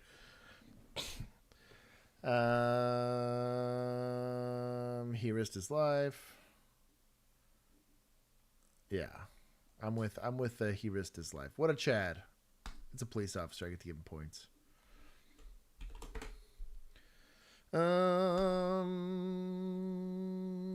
don't think I have any other fast ones, so we got about 20 minutes left. I'll skim through these and see which ones we want to do. We'll skip through this lady here. Get your hands off me while I drink my water! On August 15th, more people using food as a leveraging tool. 2023, airport officers were dispatched to the Delta Sky Lounge in response to reports of a woman acting erratically towards the staff. 1997. Airport. Watch out the Motorola. What's up, man? Hey, how we doing? Behaving individual that came in here. She comes up. I'm helping somebody. Sure. She comes up. touched her. And I said, ma'am, she says, I said, this is not the British Airways Lounge, blah, blah, blah, blah. Just look at the passport. And then she continued. John, is she by the... Where's she? Hey, there's a lounge. Is this her? There's a... Seriously, I got over here. How you doing? Here with my stuff, though. I'm sorry? Ma'am? You all right? We're okay, but you're going to talk to me first, okay? No. Yes. And you're not going to arrest me. You're going to talk to me, though. I can't. I'm sorry. I don't trust you. I really don't trust you. Right. And that's okay. You don't need to trust me, but you need to talk to me. This is what SSRIs look like. Is everything okay? I will be wanting to get a... Josh, you are much quieter than the video. I don't know what to do for you, dog. Some people don't care, or they don't have issues. Some people do. I think it might have to do with people listening to it in stereo versus mono. I feel like that's got to be it. We'll see. Smoking, take an anxiety pill before the flight. Okay, but I need to understand. Oh my God! No! You need to back off, man. You need to back off. I've been there. I'll make the video quieter. horrendously by some of the American police. Okay. So back off. Okay. Let me finish my cheese. Let me finish my... Are you on any type of medication? That might explain this behavior? Absolutely not. No? Where are you coming from? I'm going to London. That's all that matters. You're going to London? Okay, I'd like you to get... Okay, so I'm just going to explain... I'm absolutely fine. If you just let me finish my chicken soup. I'm going to let you do that, but... Because I need my physical health more than ever. I understand, but I'm going... Jacob, just back off for a minute, Jacob, because I'm always Jacob's favorite. So you're allowing her to dictate the criteria here. If you believe that you have an offense. Now, if you don't have an offense, whatever. You could articulate potentially... Now, this is a private area. Any airport's going to be considered a private area. They have the right to refuse service, so they could CT her from the airport. But also, you might also have like a mental health issue here, where you need to start asking the right questions to figure out. The medication thing was a good question. Maybe if she's had some alcohol, do you have any history? You know, who's the president? Maybe ask her some questions about orientation to see if she can do that. She's not compelled to answer any of these things, but if you're going to go with like an emergency detention or something like that, you can go that route. But as of right now, she's causing a disturbance. We don't even know if she's paid for this food, to be fair. So someone else needs to be talking to other staff to try to get a more complete picture, because she's going to be pretty uncooperative. Favorite life? I'm just going to explain to you once you're done with chicken soup. No, what the deal is, okay? Yeah, I get it. So just back off for a minute. Okay. What's that? I said thank you, guys. No, you need to talk to us real quick. Okay. Well, let me, you know. Right. You do your thing. So the reason that we're here is because they explained you were behaving erratically, somewhat. That's okay. Here's the thing. You're in the wrong lounge. No, I know that. Okay. And I was perfectly aware of that. Okay. When I came into Delta. Okay. So can you... I used Americans' help. Right. Can you explain why you made the decision? So she's getting what's referred to as cotton mouth, or dry mouth is another way to describe it. This happens, one, when you're really, really dehydrated. But two, especially with her erratic behavior, you might be looking at, you'll see people that take like amphetamines of some sort. That one, you'll have like a very heightened sense of stuff, like you'll be very agitated or irritable, but also that dry mouth is very indicative of taking some sort of amphetamine. It's a clue. Decision to come in here. Also be looking for like dilated eyes, like incorrectly, like one eye will be a little bit more dilated than the other. There's some other stuff you might also look for, but maybe she's high. No, absolutely no. You can't explain that? I'm on TV talking like it's just you and me. I can't do that when I'm famous. It's not TV. Okay. So no, guys, you really need to help. So also like the really dramatic changes in mood could potentially be just a mental health thing, but also could be indicative of like intox is kind of what you're looking for. I'm trying to help. Okay, so we need to get sunglasses on. We need to get you out of the Delta Sky Club. Okay, thank you. Let's do it. All right, let's go. Let's do it. Do you know what gate you're at? Because I can put my pictures over if necessary. Do you know what gate you're at? Oh yeah, B11. B11? All right, we'll see if we can get you over there. Do you have anything that's with you, like carry on? No, absolutely not.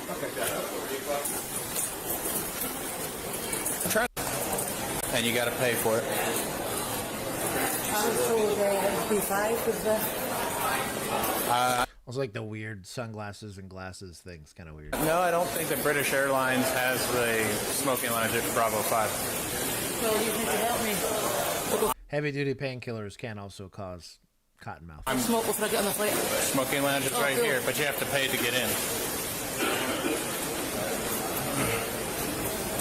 God, man, her freedom of movement is wild. Unless they don't believe they have an offense, this always kind of stresses me out. 12 minutes. $10, please. I don't have enough. We're waiting on the cashier. Okay, go.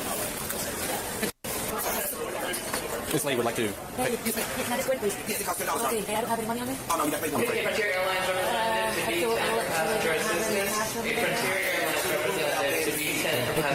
someone's going to have That's to the help. rules. I'm sorry. Well, this is stressful. If I can just go to the British Airways. There's not a British Airways line. Yeah, we I don't. was told, so I was in the right place at Delta then. No, that's not British Airways. Yeah, but it's closer than. And someone needs to help because I need a smoke. they don't have a lounge. This lady, if you don't have money to pay for it, put it back. Help. We're trying, but. Go outside, we're trying to help, but yeah, you have to pay for the room. I'm sorry. That's just a rule, darling. I do apologize. Oh, I do have my purse. It's just I left it. Yeah, come with me. Where'd you leave it? I left it behind the counter at the Jerry's. You left behind what? Go on, man. See you later. You left it behind here? Hey, thank you so much. I think you'd have to. Thank you. Thank you so much, sweetheart. Of course, thank you. Are those her items? Are these your items? Okay. Do you have a mode of payment in there? Okay. No, that's yours. Thank you. You can't leave your bags. You have to take your bags with you wherever you go. No. Then take your bags with you. You have to take your bags with you, man. Right, well then. Nope, I'm not holding your stuff. I'm not holding it up. You can put it all back in your bag if you need to. I feel like you could articulate something weird. I did not know what you were trying to do. Now, you wait right here and I'll see if she's in there, okay? Okay, you can go on in. I'm going to tell them that call to her. She just seemed to be having some anxiety. They were dispatched again 30 minutes later. Of course they were. What seems to be the issue? I just need to be on this flight. You can't get on this flight. I need water immediately. Yeah, the cottonmouth, she's high on something. You just do PI. Been denied boarding. I need water. Oh, get off me, man. I asked the water fountain. Yeah, well, we're getting you water. Let's go. I mean, serious. You've been denied boarding. By the captain. I listen to captain's orders. Because I've seen Titanic. Boarding.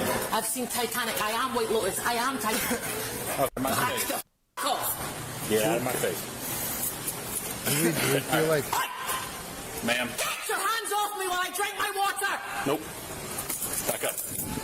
She's going to spit that water right in your face. Ready? Put your hands behind your back. Get your hands off Stop me.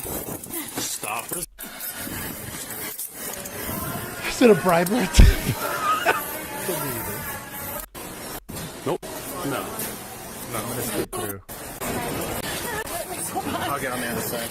Go. I'm going to say this position here. I'm not going to listen to this crazy lady. Sit. I want... Oh my God. Just relax. Okay.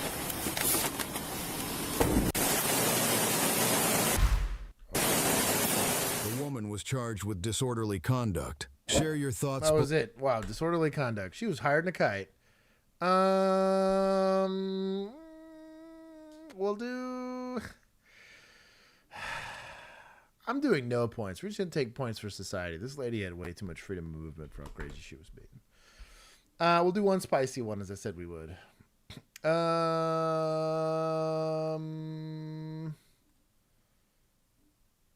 Here we go. Hot spicy meatball.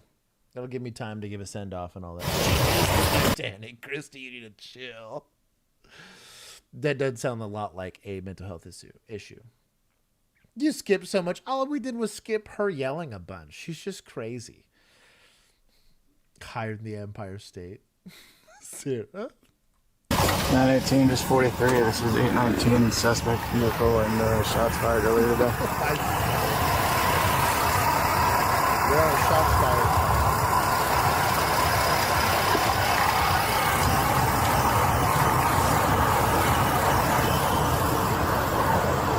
So oftentimes when you're approaching a call like this, I didn't like leaving my lights on like this because they would immediately shoot at you. But also, if I'm going to leave my car out here, maybe turn on your takedown so you can illuminate all of this stuff. But you're going from a low light area and you've illuminated the area in front of you. Just from a tactic standpoint, I do like that they're at least approaching it from separate angles. They're not both standing there to get shot at the same time, but should be conscientious of that.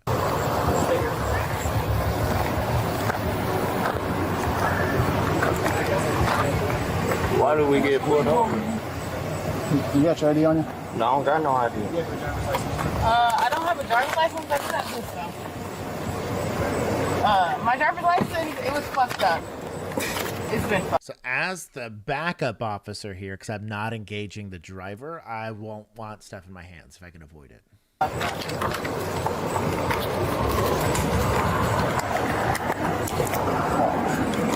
What's your first name, boss?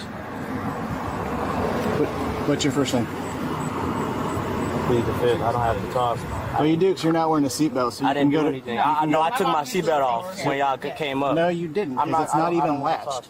So you can either go to jail if you put in handcuffs, or you just give me your name. My name is Carrington James, but okay, my name is Carrington James. You don't have to be rude. That's what I'm saying. You're being rude.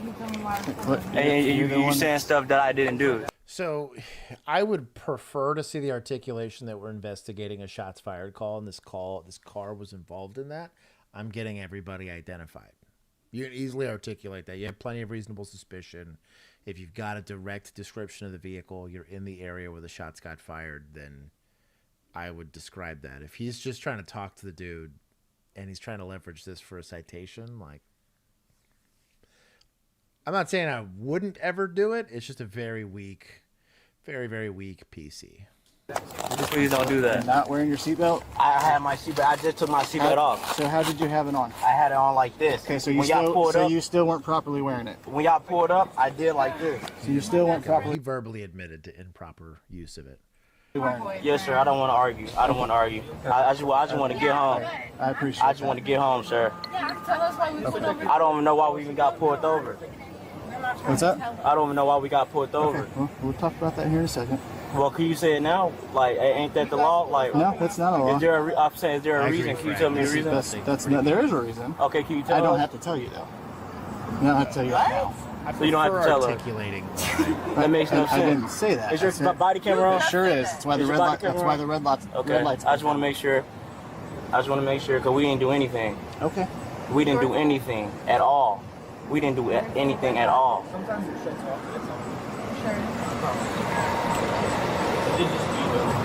We didn't do anything at all. This is crazy. Yeah, so they responded to a shots fired incident. They recovered shell casings. The witness reported fired several rounds from a vehicle, striking an occupied residence. This is a drive-by. They participated in a drive-by, or he was just haplessly shooting out of his car and happened to hit a residence. During a subsequent investigations, they identified the vehicle as well as the suspect who fired from the vehicle.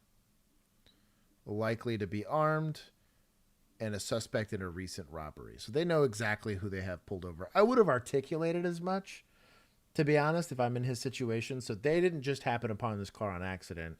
They got a good description. They also have a description of who did the shooting. So. Mr. James, hop out for me real quick. Huh? Hop out for me. For what? Because I'm asking you to. Why do you need me to hop out, Because man? I'm asking you to. Do you have a warrant?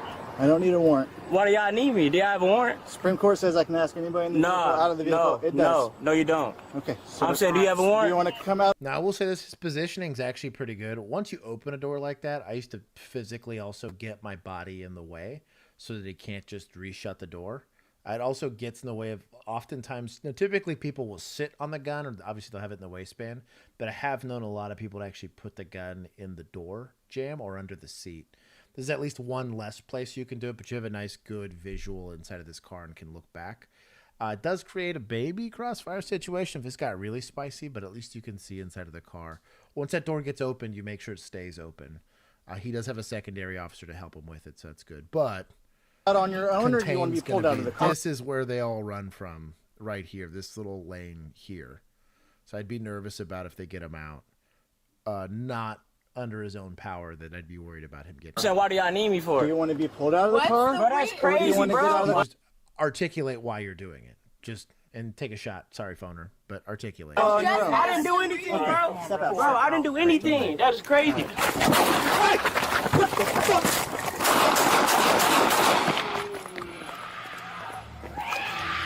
822 shots fired. Start 52, 1018. Here. We have gauze. Hey, flip move. Flip move. That's crazy. He did that. He did give him a T-stick here. This is an OIC clamp suck, so he's got a very loose hold on him here. You get a hold of people, get a hold of people. This is a pretty loose hold. He's carrying a gun. So this gesture right here, especially with shorts, the waistband in shorts aren't good enough, like strong enough to hold up a gun. So this gesture here should have been the first red flag. I would have liked to have seen that second officer just like basically pin his hand on his waist to keep him from pulling that gun out. This guy, but if they get in a scuffle here, this guy probably gets shot in the leg, to be honest. He's already looking at where he wanted to run. He did the T cut here, and he was going to be gone. This officer had one opportunity to get him and kind of whiffed it. But he's already probably retrieving. You can kind of see this gun moving here. Whatever's in his waistband, he's already retrieving it.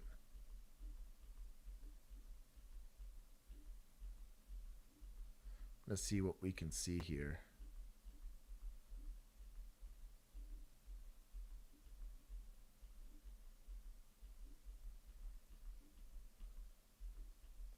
Sarah, don't worry. I'm getting the alerts. I know, Sarah. I know. She'll be fine for 60 more seconds.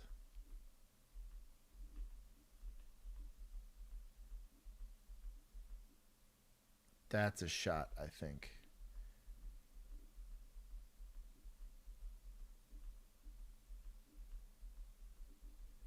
He ditched it or something. I don't know what's going on here. He got smoked. Trying to see where this gun was. 822 shots fired. Start 52. No. Don't pull guns on cops. It's pretty straightforward. I'm sorry I didn't get to the rest of it. I did make time for it. You guys are going to get to watch it. Did we reach all the goals? Did we reach... How many likes do we have? Before I get yelled at anymore about the time.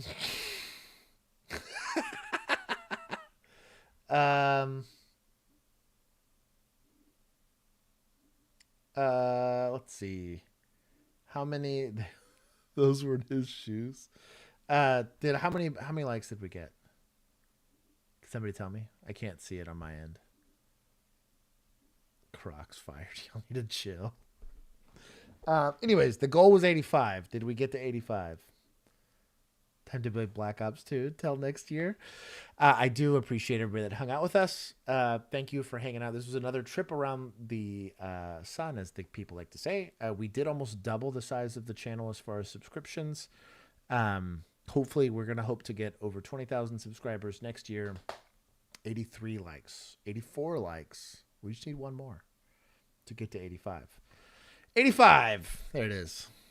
That is the goals. I will go ahead and I will give chat. Did I say exactly how many I was going to give you guys?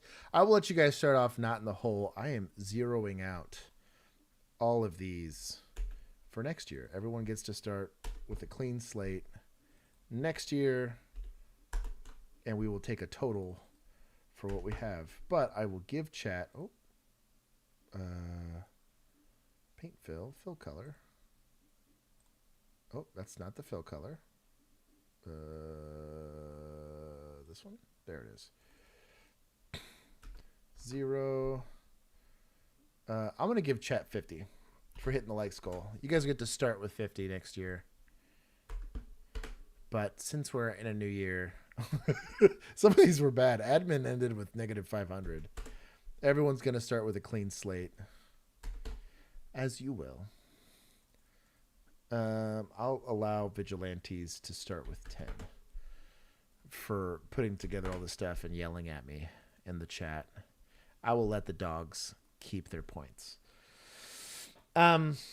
Anyways, that is the stream. That is the last stream of this year. I hope the rest of you guys have a wonderfully safe New Year's. New Year's is typically a pretty bad time for law enforcement, so everybody that's still on patrol and you happen to see this, please stay safe.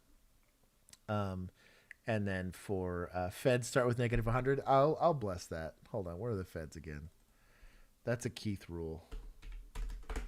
That is a Keith rule indeed. Flying slippers coming your way, Josh. So anyways, we're going to go and I'm going to go hang out with the wife for New Year's. I'm going to go down the street and go talk and hang out with my neighbors. I hope the rest of you have a safe rest of your time. We will be here on Thursday for regular Thursday body cam breakdowns and should be good until I think the 3rd week of January. And then we have SHOT Show. So me, Bill, and Juan are going to be there for that. So we'll probably do some specific posts. I'll probably hang out with you guys in the Discord. If you'd like to see that, go ahead and drop a comment down here. Could drop a like on this video or videos like these. Or you can become a member by joining our YouTube membership or our Patreon membership. And for as little as $1 a month, you can become a member of not just the community, but of our Discord where we do all the cool stuff. We hang out. I'm making sure I'm saying hi to everybody. Abs, I didn't get to see. Poofy is here. Trevor is here. Headed for 3rd shift now. God bless you, brother. Stay safe. Oh, Keith is here. As only Keith. Anyways, you guys please stay safe. If you guys are going out tonight or if you're on patrol tonight, please be safe. I know this is a hard time, but for everybody else, I will see you guys on Tuesday. Peace. Or Thursday. Sorry, that's my dyslexia. My brain is going all over the place.